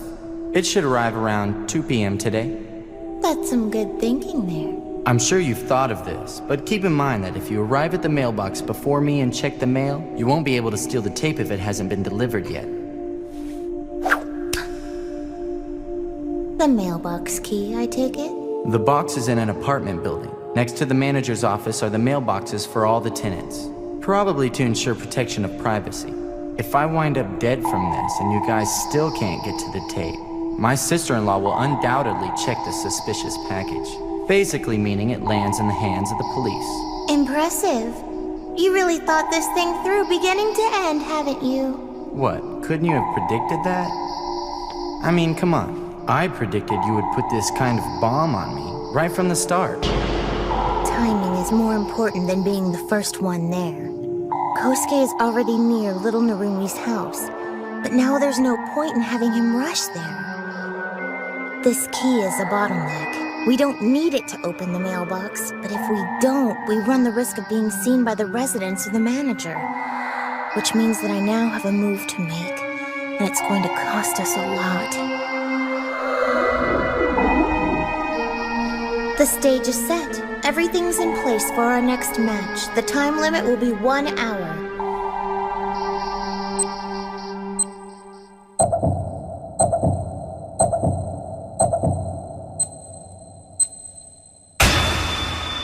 And let the game begin. If you don't want little Narumi dead, then you'll have to get out of here fast. I won't let you catch me twice. 10 whole minutes. That's a big head start. Rio, I just let the girl go. She's on her way. Then I'll explain our strategy to you. Ayumu, the weather's so nice now. It looks like we never even had a storm. Yeah, where are you now? On an embankment. I see a river to my right and a railroad bridge up ahead, so I must be about a quarter mile south of Shumari Station. I'm near the church, over 1.5 miles away from you. Ayumu, listen, let them get the tape. We have to remove the bomb from your neck first. There's nothing that can be gained from your death. No, there's no point in doing any of this if it's not a complete victory for us. So, I'm sorry, but the tape comes first. Well, you certainly do get assertive when somebody's worried sick about you. I want this thing off as quickly as possible too, but I can't thanks to you. What? You went too far, Hiono. They're more than ready to kill you if they have to, you know. If they get that tape, they'll kill you immediately, regardless of the game's outcome. Worry some about yourself. The tape comes first. Yeah, I'll sweat bullets, but the bomb has to wait until the end. Okay, then what do you think I should do? It's all over if you're caught. So keep away from them until I get the tape. If you're near Shumari Station, then get on a train. A train? The safest place for you right now is on a moving train. Plus, they can't do anything violent with the other passengers around. You don't have to worry about getting caught now. They gave you a bit of a head start, right? Yeah. Just keep going back and forth between the first few stops. But make sure you return to Shumari Station around 2:10. I'll be able to get the bomb key from you in the remaining 20 minutes. Get back at 2:10. Got it. And choose the train wisely. You get on the wrong train and you won't make it back in time before the explosion. Yeah, I got it. You can count on me. I will be there. I'll give you the next set of instructions when I get the tape. Watch yourself until then. Right. I can tell what he's thinking for the most part. So listen, he'll put himself at risk somehow and wait until the last half to get the key. Getting that tape will be his priority. Right. You go straight for that tape, Kosuke. Roger that. But what should I do about the mailbox key? It's a pin cylinder lock. You can pick it, right? Yeah, but it'll take a few seconds. It'd be a pretty messy situation if someone saw me. Do something. There's just no time for me to get this key to you. During this, I have to completely crush little Narumi's chances of disarming the bomb. There is no other way that we can win this match. No matter what, don't let your guard down. I am all over it. First stop, Shumari Station. I have to get to Shumari Station fast.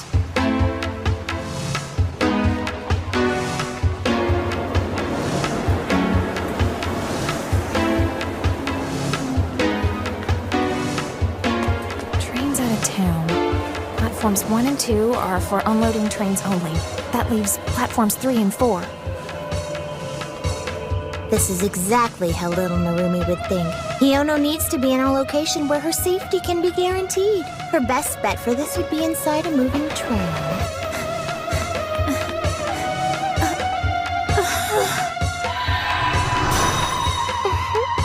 They figured it out! Should I go outside? No. Kosuke might be out there already, waiting to ambush me. The next train on line 2 will be stopping at this station. This train is out of service and not portable. The high-speed express train on line 1, headed for Shin Wakakusai, will be departing shortly. High-speed express.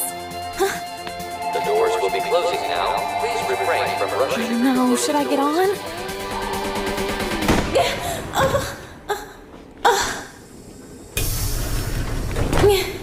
Oh no! Bye-bye! She got me. Excuse me? Yes? If someone got on that train by mistake, around what time do you think they would be able to return to this station? Oh, well, let's see here. The high-speed express train makes its next stop in 15 minutes, so even if they transferred, it would be 2:31. So around 2:30. Thank you very much, sir. No problem. Time-wise, that train has become a moving prison. Now I can assume I've destroyed any chance for him to get the bomb key. But even without a key, he still has a chance for survival. I guess I'll have to crush that too. I am so sorry, Ayumu. Rio was already there and she pushed me onto some weird train.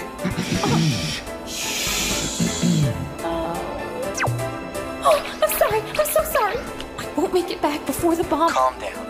It's actually a good thing she pushed you. As long as you're on that train, there's no way you can get hurt during this game. All I have to do now is secure the tape, and I'll have your safety secured too. I may be fine, but what about you? Now I don't have any way of getting you the key. Ayumu, you're not seriously thinking it's okay for you to die as long as I'm safe, are you? You better answer me, Ayumu. It turns out, unlike my brother, I actually am a fool. I have to be Hiono or else I can never protect anyone. You think that's somehow going to make me feel better about the situation? Stop worrying. My death isn't guaranteed just yet. There's still a way to survive. I've even made the preparations. All it depends on now is how much luck and courage I have.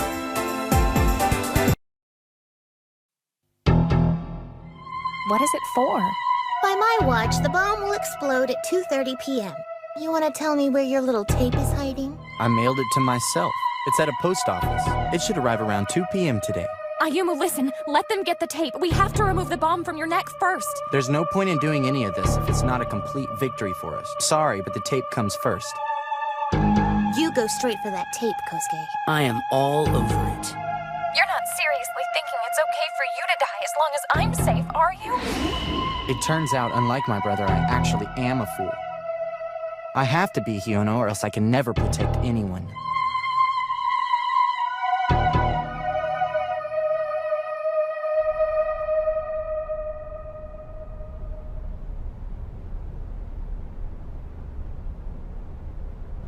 The power to believe can alter even fate.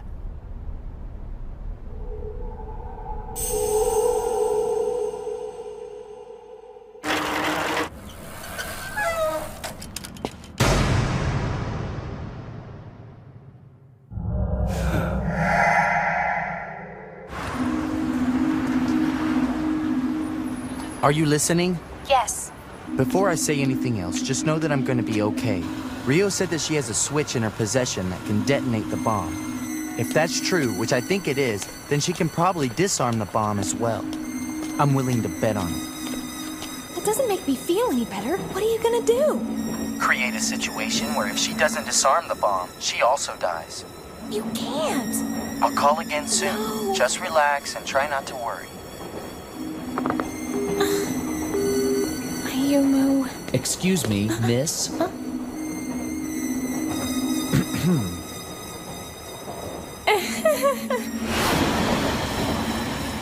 Ayumu.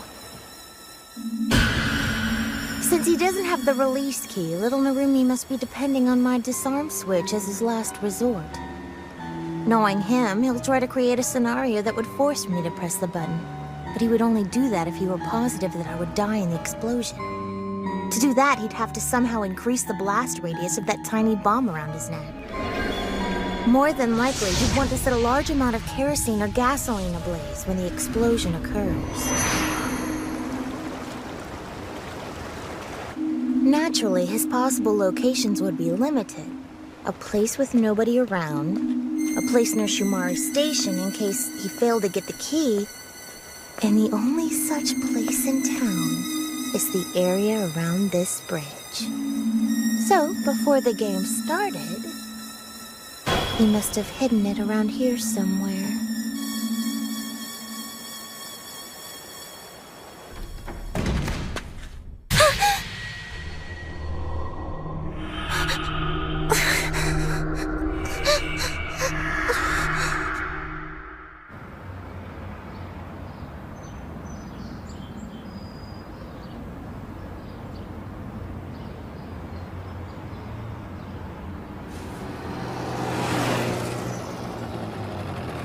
What do you know? A postman that's on time. What a nice surprise. I'm gonna have to work fast. I got only about 10 seconds to pick that lock before someone notices.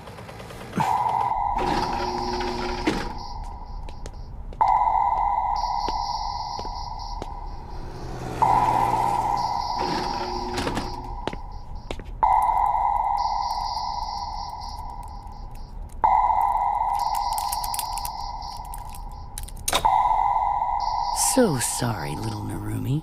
The tape is mine. What the hell? Oh, sorry about that. Huh? Guess I forgot to mention I sent a bunch of dummy tapes to confuse you. Pretty sweet, huh? Dummy tapes? Unfortunately, my plan did have a slight miscalculation. And what's that? Well, it turns out even I can't tell which one of them is the real tape. You serious? Man, that is one fine packaging job, if I do say so myself. Why are you sitting there admiring them? Are you even trying to win? Well, I don't know what to tell you. We're just gonna have to stay here and open each one until we find it. He's trying to act innocent, but he's cooking up something here. I know it. Huh? You shouldn't let your guard down. See ya.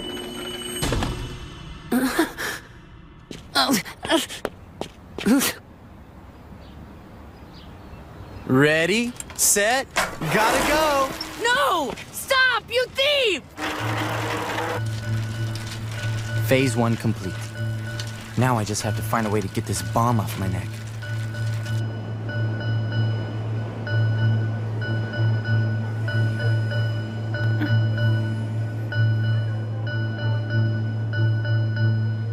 I'll call again soon. Just relax and try not to worry. Okay, Ayumu. I'm waiting.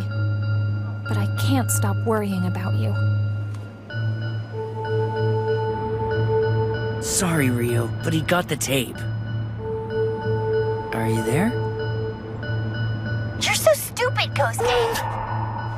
Make your way to Shumari Station now. There is still a chance that Hiono's train will make it back in time before the bomb detonates. What about the tape?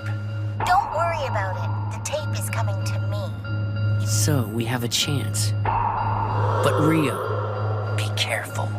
In spite of his life being on the line, he was smiling as if this game was nothing for him. He's either overconfident or downright stupid.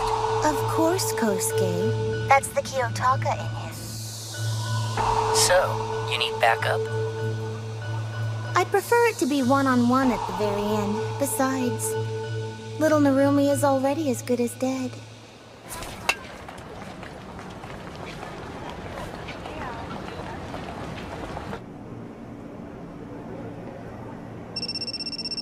Ayumu! Yo. Don't you yo me! Listen, I'm at Uchiyama Station right now. The earliest train back to Shumari is the express line at 2:16. It should be arriving just before 2:30. So if you're waiting there at the platform, I can give you the key as soon as the door opens. We'll make it in the nick of time. Out of the question. Asazuki is staked out at the station. Stop trying to make decisions. Stop trying to make... I'm trying to help you here! I know, Hiono. But for this to work, you're just gonna have to do what I say. Okay? Yeah. Alright, here's the plan. Or at least something along those lines. I understand. Good. And Ayumu? Please be careful. Yeah. Now. This match will be decided in the very last second.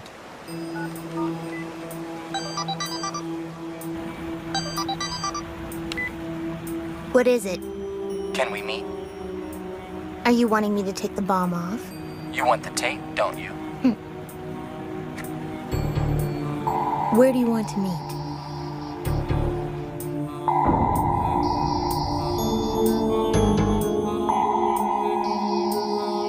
This time I'll come out swinging and show him what I can do. And though it may be sad, that is the only way we can ever hope to change our fate. Thanks to the constant pain, my senses are sharper.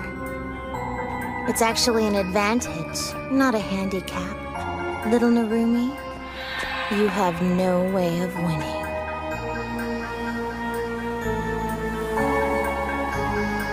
Looks like we've passed the 10-minute mark.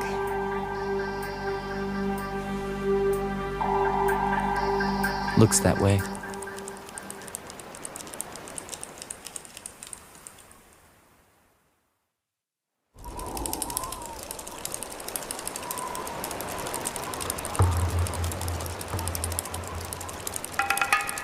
Looks like we've passed the 10-minute mark. Looks that way. And if I don't act fast, I'm going to die. There's something you wish to find. This, right? So you brought it. Thanks a bunch. I absolutely will not press it for you. You are going to die. No. I absolutely will not die. Kerosene. If the bomb explodes, I'm gonna burn up pretty good. As will this. You won't be fully satisfied unless you have my head as well as the tape, and I know how bad you need it. So unless you press that disarm button, you will die. Or, to put it just a little bit more precisely, your pride will. You're right. Assuming it is filled with kerosene. I replaced the kerosene with water. Now all you have for yourself is death. After your head explodes, I will take the tape from your lifeless hand and ensure my victory. You can have it if you want. It's a dummy. The real one's still in the mailbox at my apartment. All I did was show Asazuki one of the dummy tapes and he was fooled. Even you were tricked into thinking it was the real thing. How disappointing. Asazuki is waiting at Shumari Station, right? Let me guess. Hiono won't even return to Shumari. Instead of giving you the key, she'll head to your apartment and retrieve the tape. Of course. I told her to go by taxi and be there no later than 2:40 p.m. If you were to call Asazuki now, he would never make it in time. You're going to lose this fight. This can't be. Could he really have known my every move? You missed something. My top priority coming into this game was to keep Hiono safe, and you overlooked that. You lost this game all by yourself.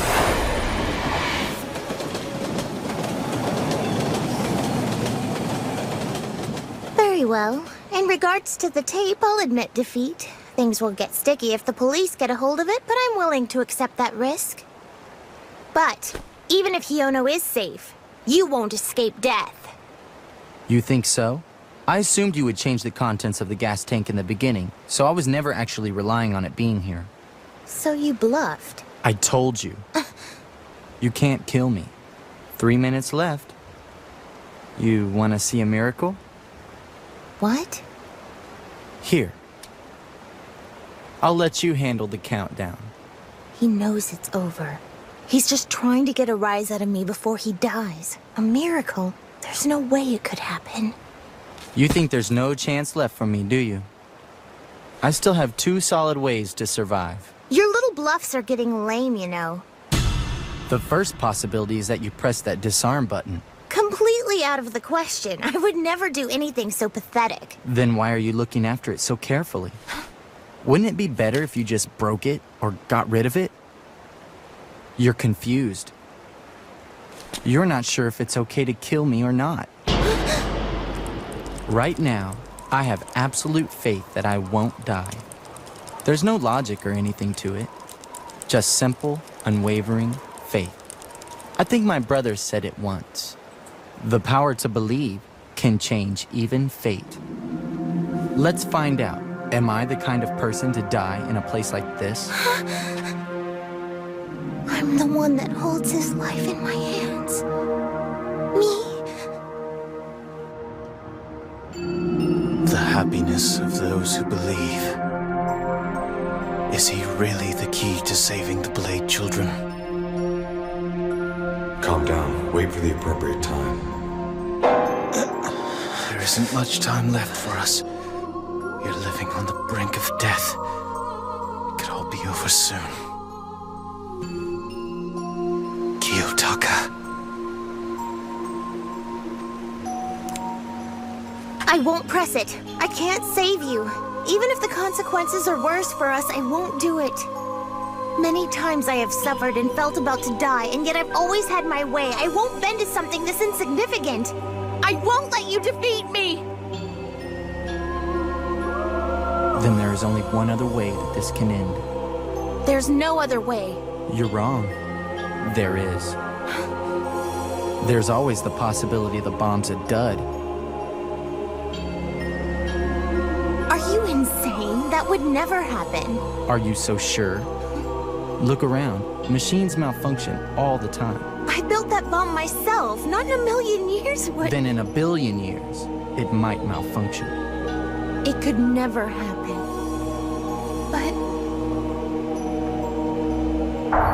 But Kiyotaka could probably summon forth such a fluke.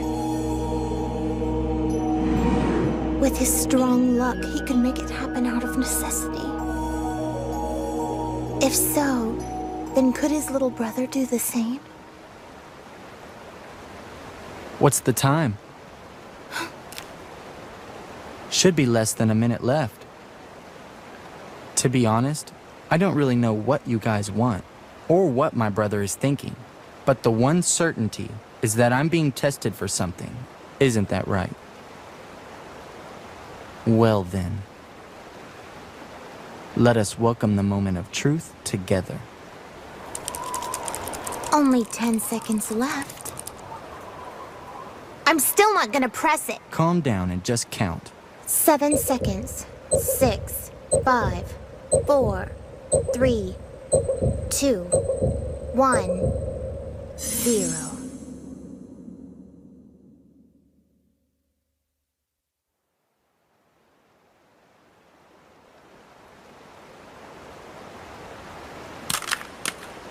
No way.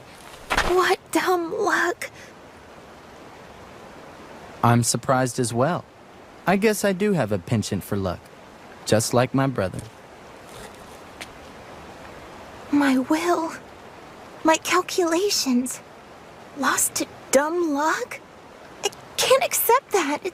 It's crazy. Time doesn't lie. Time. Stay back! Just as I thought.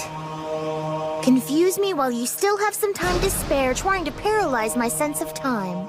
It's not that easy. You set your watch 2 minutes ahead. It was only natural that the bomb didn't explode when it said 2:30. You intended to take advantage of my delusion of defeat to steal the disarm button. It was a well-thought-out plan, though not completely unexpected from the little brother of Kiyotaka. Looks like I'm victorious. I have won. I saw through you and won!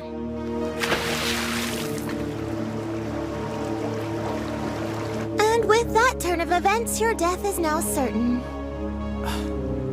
10 more seconds and I would have been able to take it from you. You realized too soon. Too bad for you. Yeah, it is too bad. Why can't I be more like my brother? 1 minute left. Already?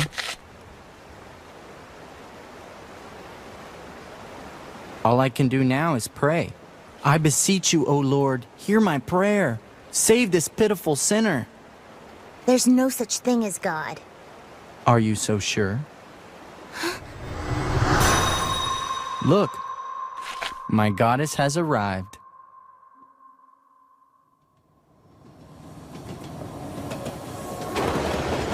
If that's the express line that arrives at Shumari Station a few minutes after 2:30, then it'll pass on this very bridge before stopping.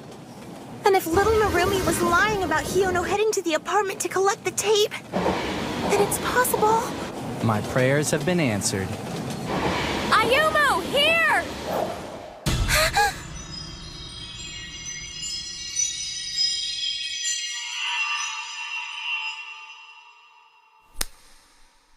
Hallelujah.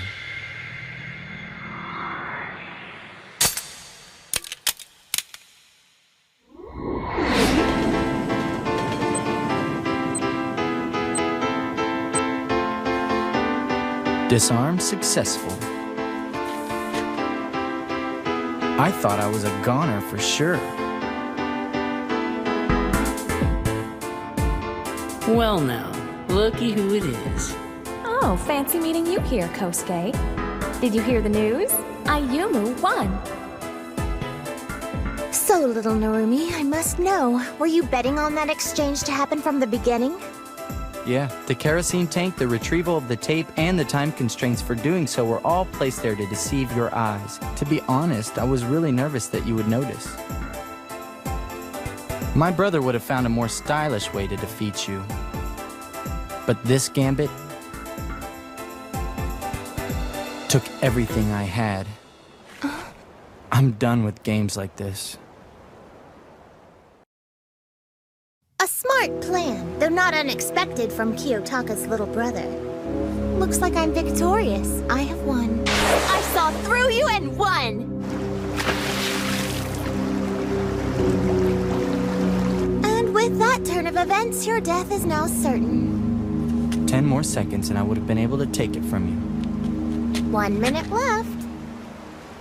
All I can do now is pray.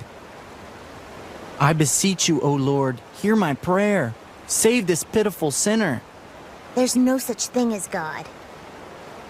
Are you so sure? Look, my goddess has arrived.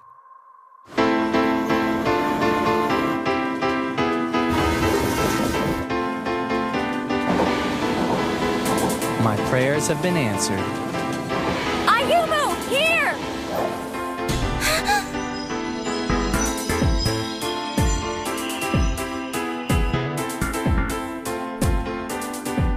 Hallelujah.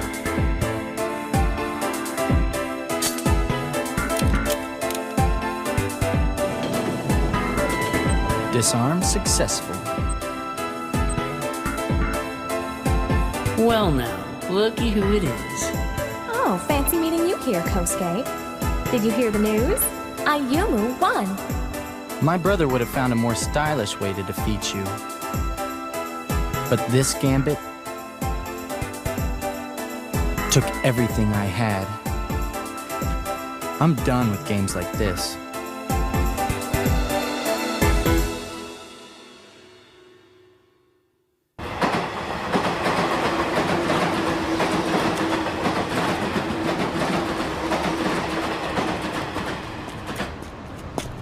Hold up. I'm confused about something.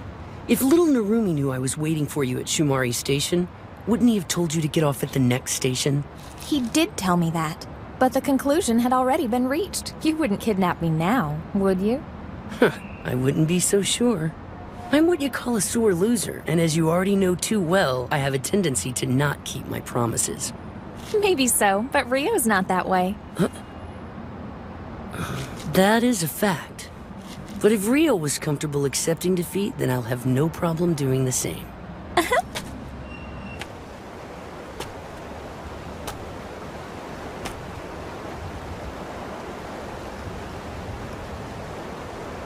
I lost.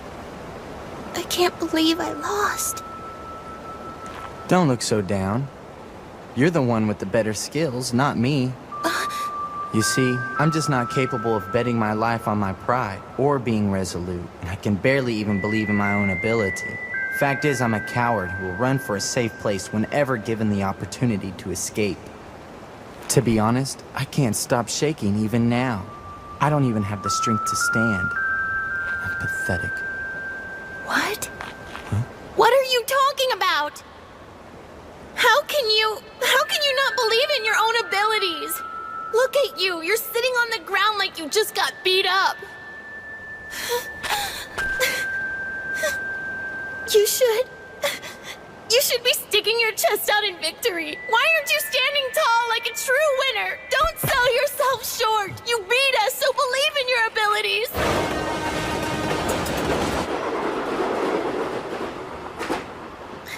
The only reason I'm alive right now is because you didn't fight your hardest. If you had, I would be dead.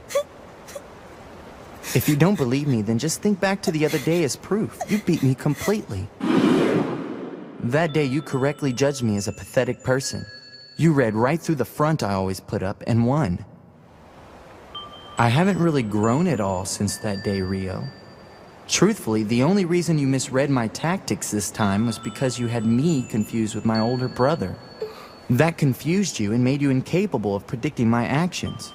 It wouldn't have happened if you had just thought normally. Ayumu. In terms of actual skill, I lost. I was just lucky. That's not true. I know myself well enough. I always run around doing things randomly, never thinking of the consequences I may incur. It's only after the fact that I actually rack my brain and make sense of what's happened. Hindsight is 20/20. It wasn't just luck. It was your skill that confused me, not karma or good fortune. You smiled calmly and remained quiet until the very end, exactly the way Kiyotaka would have done. And though you claim you were frightened to the point of trembling, you kept it inside yourself so I wouldn't see it. Please, don't deny that courage.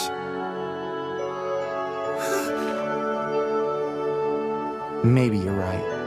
But my brother wouldn't tremble like me. If anyone is capable of going where Kiyotaka couldn't, it's him. Our fate may change after all.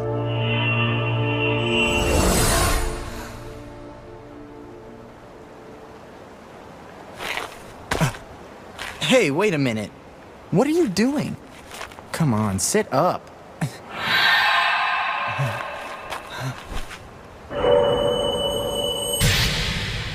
Oh yeah, that's right. She's still supposed to be in the hospital. Are you all right? Say something. What do you think you're doing? Here I am, worrying myself to death, just to find you playing with that awful girl! How dare you! I'm not playing around. Call an ambulance. What? What's wrong with her? Her wound opened up again. She's bleeding. Rio!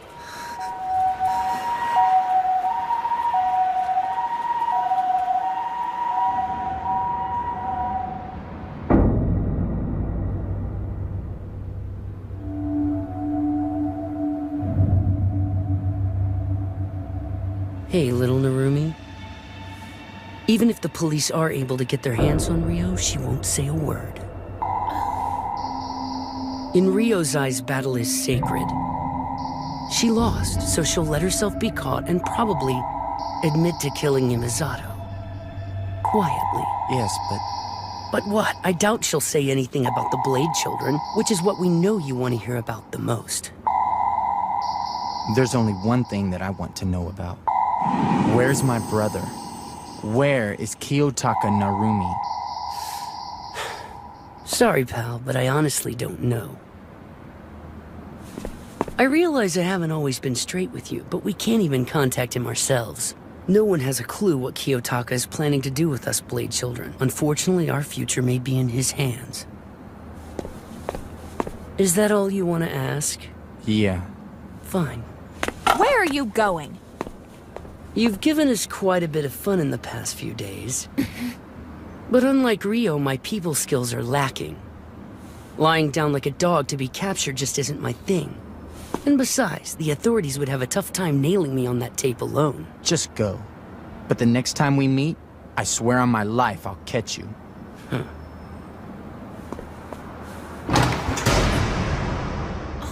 What are you doing here? Eyes? Rutherford?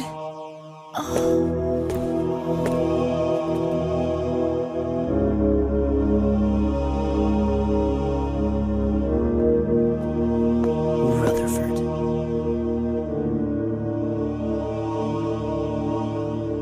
How unfortunate. I had to see for myself. Rio lost to little Narumi.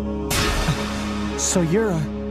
Yes, I am. I am one of the Blade children.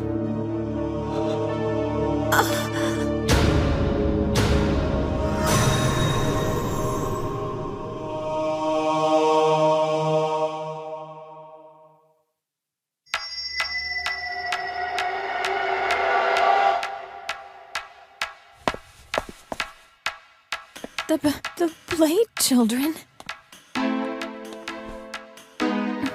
Little Narumi, leave right now. I will not hand Rio over to the police. Hold on! You have no say in this. If you agree to leave now, you have my solemn promise to never again bring harm to you or that spirited girlfriend of yours. Huh? Oh, yes. You may even take the tape with you as insurance to settle your nerves. All right, I've had enough. Stop trying to insult me, Eyes. Listen, her crime has been proven. With the tape, I can cause all sorts of problems for the bunch of you. I'm sorry, but I refuse to be strong-armed. No deal. If you decline to hand over Rio, the police will discover the criminal relationship between us and Kiyotaka. Fine by me. You mean to tell me that you wouldn't care if the police found out that your brother was an accomplice to known fugitives? The police will catch your brother too if you're not careful. I don't care. You can't be serious. It would be for the best if the entire world was against him right now. It sure would be a lot easier to find him if he was a wanted man. Even if you choose not to care, isn't there someone who would end up suffering over this?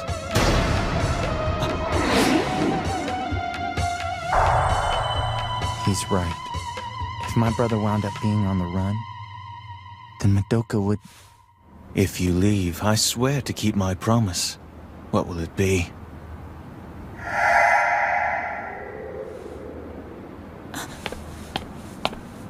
Then we have a deal. It seems I have no other choice. But it makes me wonder what's going on in that head of yours. What am I to you people? It's not yet time for me to say. Someday you will know. Little Narumi, believe in your abilities. Believe.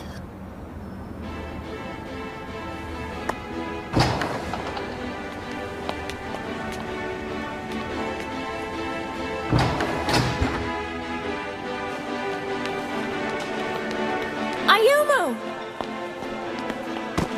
Hey, watch where you're going, buddy.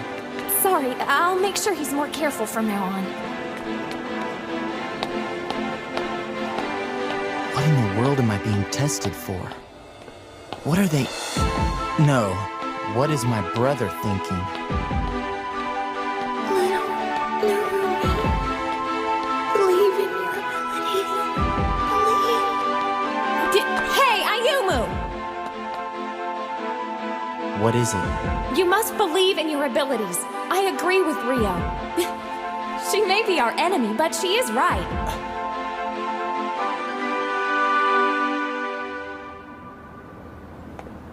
Be honest with me. Do you think this deal will actually make Rio happy? No.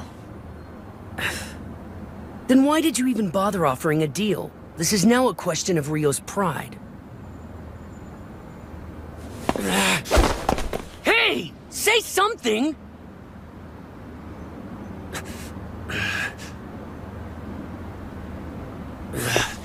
Of course, you never say anything, do you? We cannot afford to lose Ryo's abilities now. Did something happen? The entire situation has changed right in front of us, Kosuke. Very soon, even more dangerous hunters will be tracking us. Kanon? Kanon came to tell you that? We must begin making our preparations immediately, before all of the Blade Children are hunted down. You're positive more hunters are coming? I knew this day would arrive sooner than later. Rutherford, is there anything else you need to tell me? A melon? I meant to give this to her the other day, but got sidetracked. I thought she might get angry with me for forgetting it. You make no sense at all, you know that? Outside the window, kira, kira, kira, a shooting star streaks, kira, kira, kira, ki. The moon glows brightly, yura, yura, yurari, napping so peacefully in the ocean of the stars.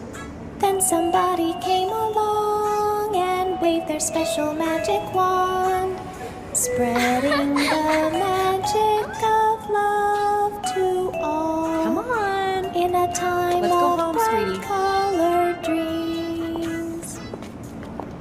That shooting star shines, kira, kira, kira, ki, and changes stunningly to a sparkly crystal drop. What a weird song. Part 2!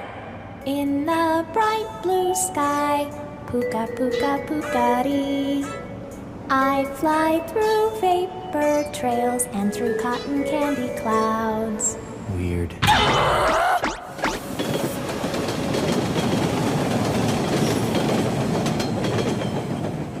Ayumu, I know you weren't able to put Ryo behind bars this time, but don't forget that you still won the fight.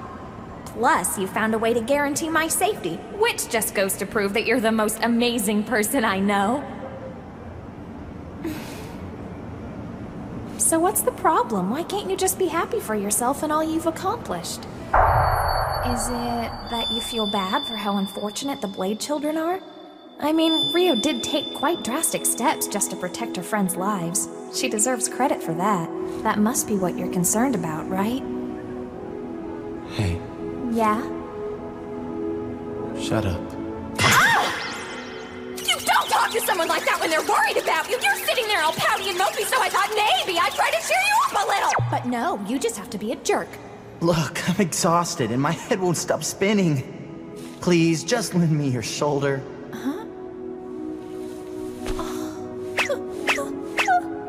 I don't think I've slept a wink since the day before yesterday.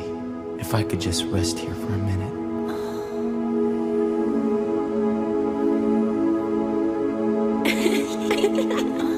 Hey, check that out over there. Look at how he's sleeping on her shoulder.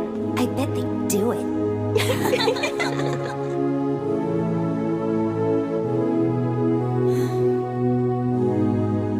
You were great today, Ayumu. I'm so proud.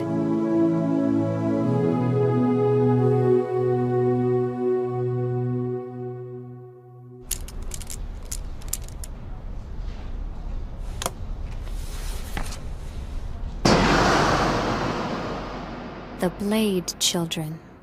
The poor child mumbled things about being cursed. She was always frightened, like she knew ghosts were around every corner. What if Sayoko is a cursed child? Death must be inflicted upon the cursed children. Blade children. Why are their lives being targeted? Did something happen in their past to trigger this? Give me a clue, Kiyotaka. Wherever you are.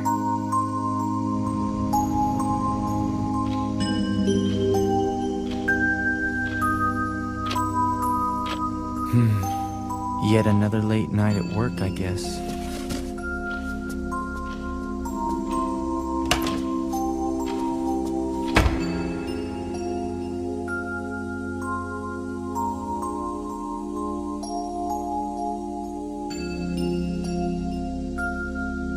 Little Narumi, believe in your abilities. Believe.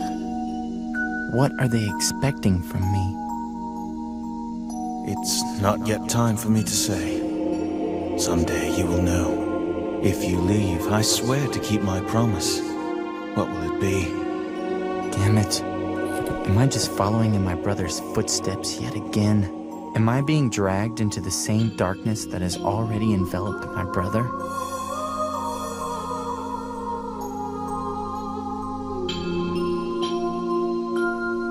Kiyotaka once said that the power to believe in oneself can change even fate.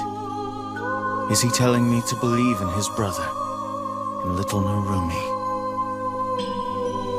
However, there is no longer anyone left.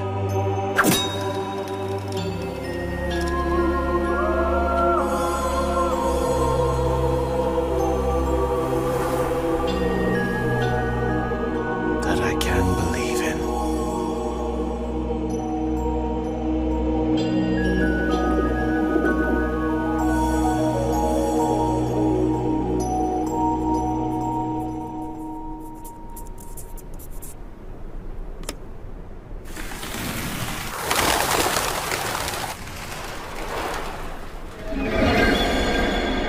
Eyes, come with me.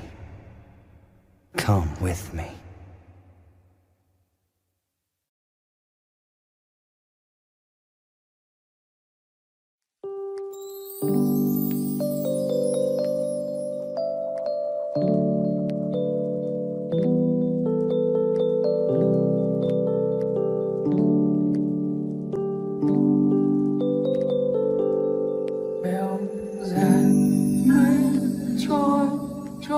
Xa xôi em ơi, mình vẫn đợi mây đi trôi chim ca ta tinh tình Hà Nội ngậm một tin trong hai tin đời và bốn tin chờ sao chẳng thấy đâu. Một mình trăng treo suốt đêm thâu em ơi, trăng đã ngả đầu thương nhớ ai sương rơi đêm sắp tàn.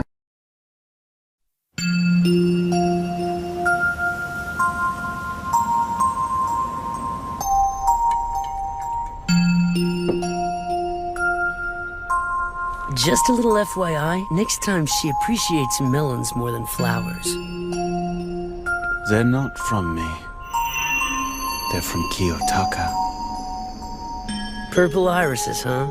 The happiness of those who believe and all that. He always has these with him.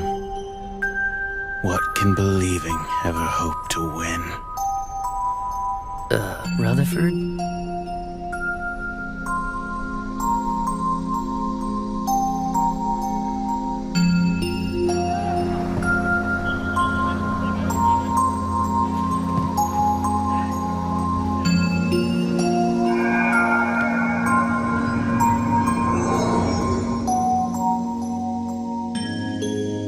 Eyes, Rutherford. But it makes me wonder what's going on in that head of yours. What am I to you people? It's not yet time for me to say. Someday you will know.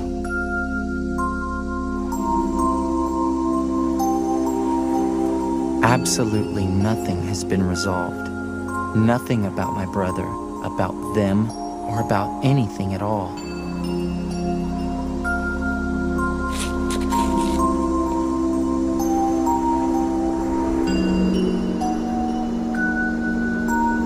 another storm's coming.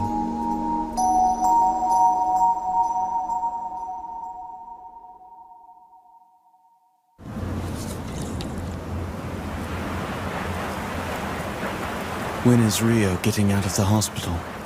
Not for a while. I see. Rutherford, when are these even more dangerous hunters you spoke of coming? All I know is that they will be appearing very shortly. Have you and Kanon been in contact with each other? No. I haven't heard from him since that day. Then how do you know about the hunters coming? 1 week ago, I received a letter. A letter, huh? You know, it was last Christmas when he left us. Can't believe it's been almost a whole year.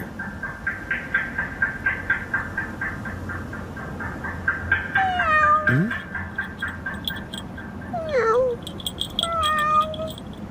Hey there, little fella. You sure are friendly. Let me see who you belong to. No tags.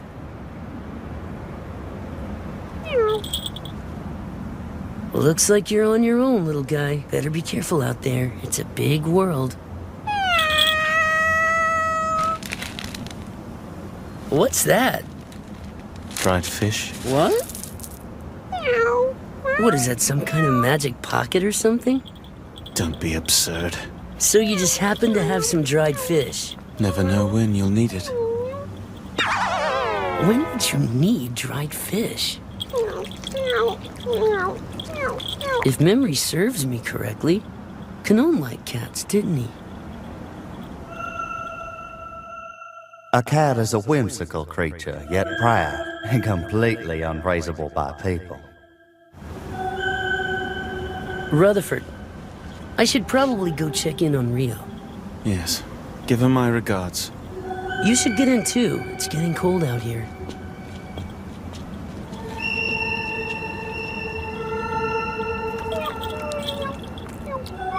Annihilation is our destiny.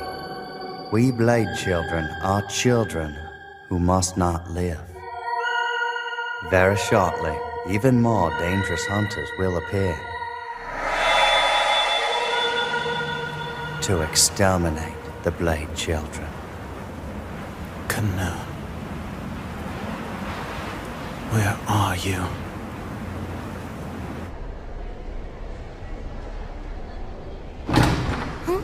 Oh, so you're finally awake. Kosuke, who brought these? Rutherford dropped them off here earlier. He said that they were from Kiyotaka. He's actually came to see me? Kosuke, you stupid idiot! Why didn't you wake me up? I didn't know you wanted to see him that badly. I think he's still downstairs. I needed to talk to him to tell him to bring me some more melons the next time he comes. If you just lay around and eat all day, you're gonna get fat. Kosuke, you're such a jerk! Tell Eyes what I want for my Christmas present. I want Santa Claus to bring me a big chocolate cake, and I want him to bring me a muskmelon, and I don't want any more flowers. You can't be serious.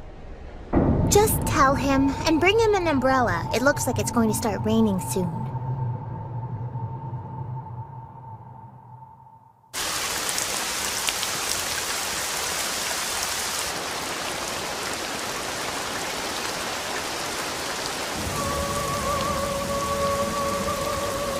Thank you so much, Patricia.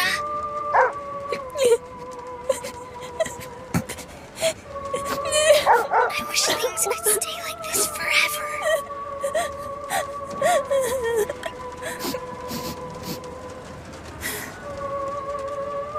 Ayumu, why are you crying? This is sad. While I agree the narrative is sentimental, I don't think it's something to cry about. Besides, I've got to come up with something good for dinner. It's tough trying to find something different every night.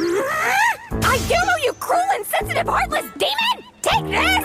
My deadly Hiyono screw punch! Oh, how dare you spoil the face of an unmarried maiden! That's what you get for trying to punch me. I find it highly suspect that Patricia doesn't make you cry. Yeah, I'm not mentally unstable. How can you not? Even the sky is crying! Ugh, you're so evil! You bloodless ruthless and fearless demon, cold-hearted villain, amoeba, human fly! Come to think of it, I don't remember crying in a long, long time. I wonder why. Because of my brother?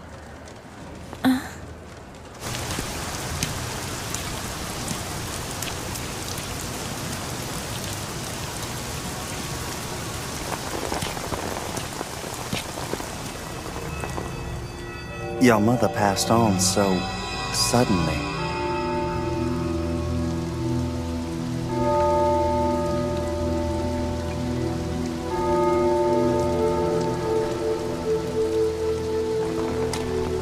Eyes, listen to me. It's best to cry when you want to cry. I'm not that kind of child anymore. We grew up together, yet in all that time I have never seen you cry.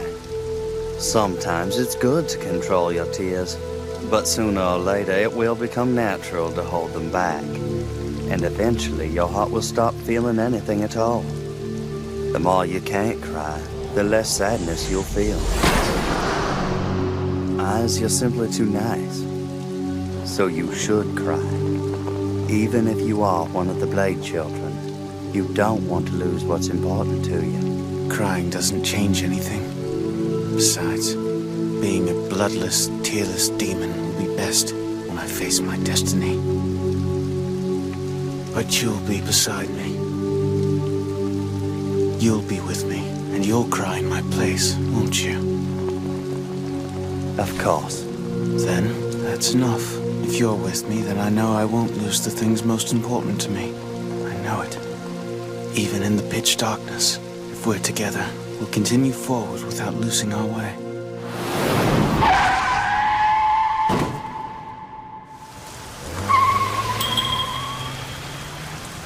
That cat just ran out into the street. It got run over? Yeah, it's terrible. The poor little kitty.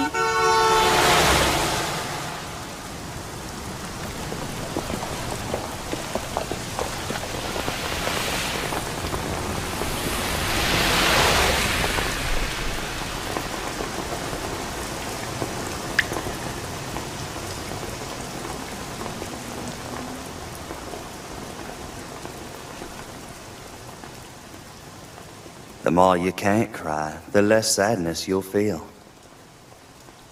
But you'll be beside me. You'll be with me, and you'll cry in my place, won't you? I have no capacity for sadness. None at all.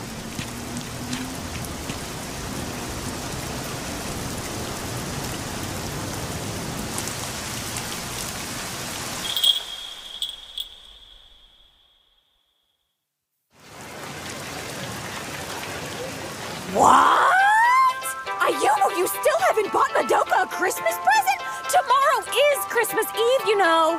What are you waiting for anyway? You to stop bugging me? To a girl, Christmas is the most important day of the year next to her birthday. Come on, Ayumu. Let's go buy her a present right now. I'll help you pick one out. Let go. No. What do you think of this? Or maybe this? Or how about this?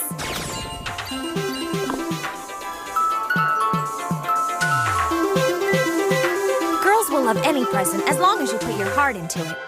Got it? Yeah, got it.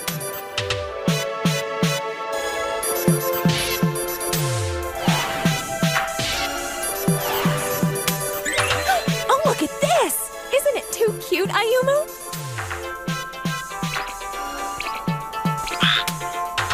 Ribbit, ribbit! I love it! Oh.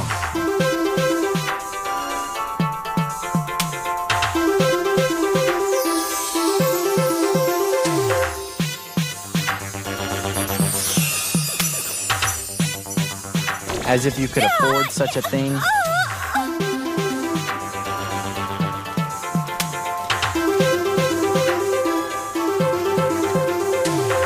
Beautiful.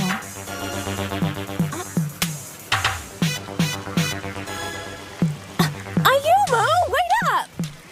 Come on, we've been at this for half the day and you still haven't bought anything. Do you even intend to buy her a Christmas gift at all? Sure, I just don't want to give her anything you'd like. Ooh, what about this? Ayumu, come look. What do you mean? Which this? This! That right there! Can't. Why? Just look closely. There's no way anyone can get that.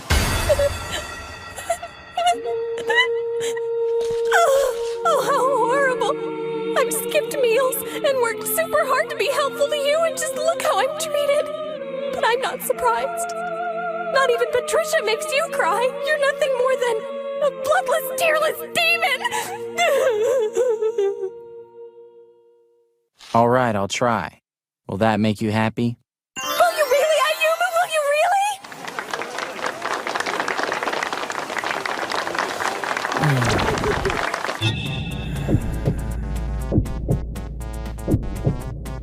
Ayumu! Cha-cha-cha! Narumi! Cha-cha-cha!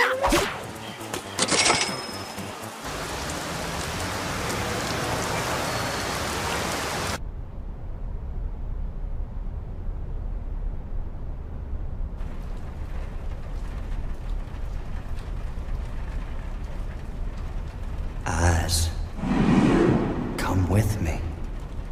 Come with me. Kanun. I am one of the Blade Children, but I'm not like the rest. Well, I'm sorry. I guess you were right about the dinosaur being too big. That's okay. Hey, there's a gift wrapping shop. I'll get these things wrapped so you can give one to Madoka. You wait here, okay? Jeez. Hooray! Hooray! Ayumu! Hooray! You did it! You can do it! Go! Ayumu! You did it! You did it! You did it! Good job, Ayumu! Oh. Here you go. One present for Madoka. Thanks. Well then. Thanks for the Christmas present and for trying to get that dinosaur. Sure. See you tomorrow. And have a Merry Christmas, Ayumu.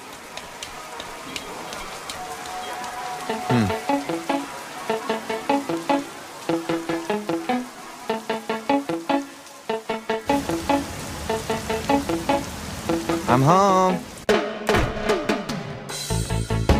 Ayumu! Welcome home!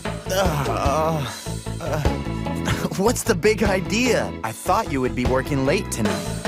Of course not! It's Christmas Eve Eve! What the heck is Eve Eve? Tomorrow is Christmas Eve, so tonight is Christmas Eve Eve. So I decided it would be nice if I came home to have a nice dinner with my adorable brother-in-law. Aren't you glad? You ought to stop acting dumb and take your job seriously. Dumb?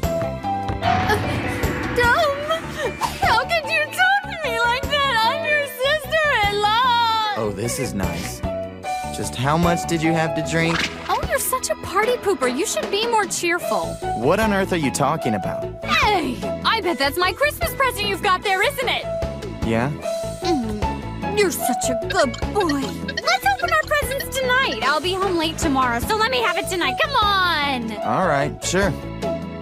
We can't open them up now, right? Yes.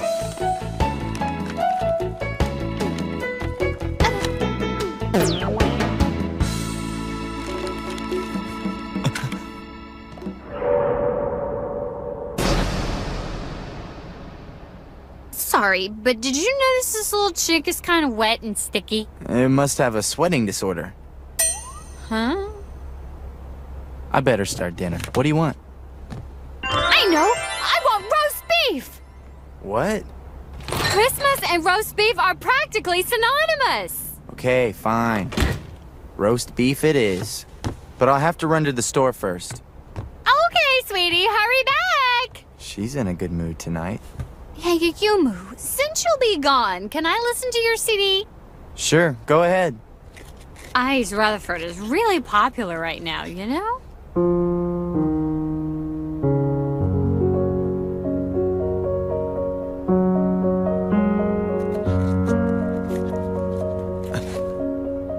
piece.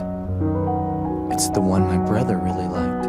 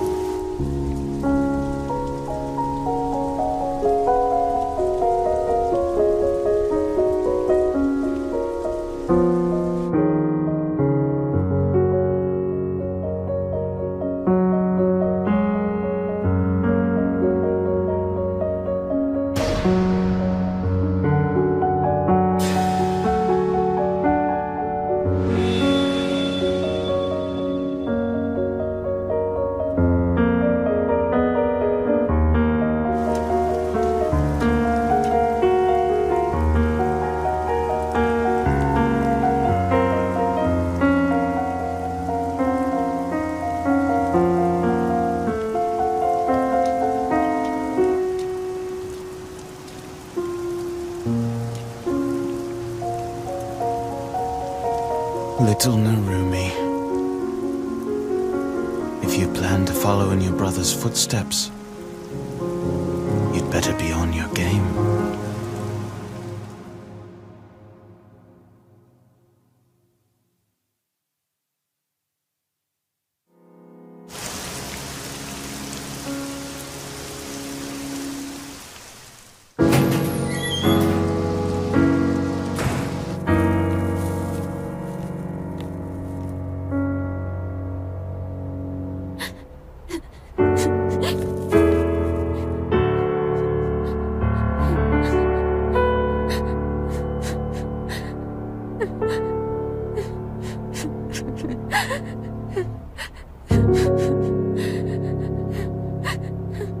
Thank you.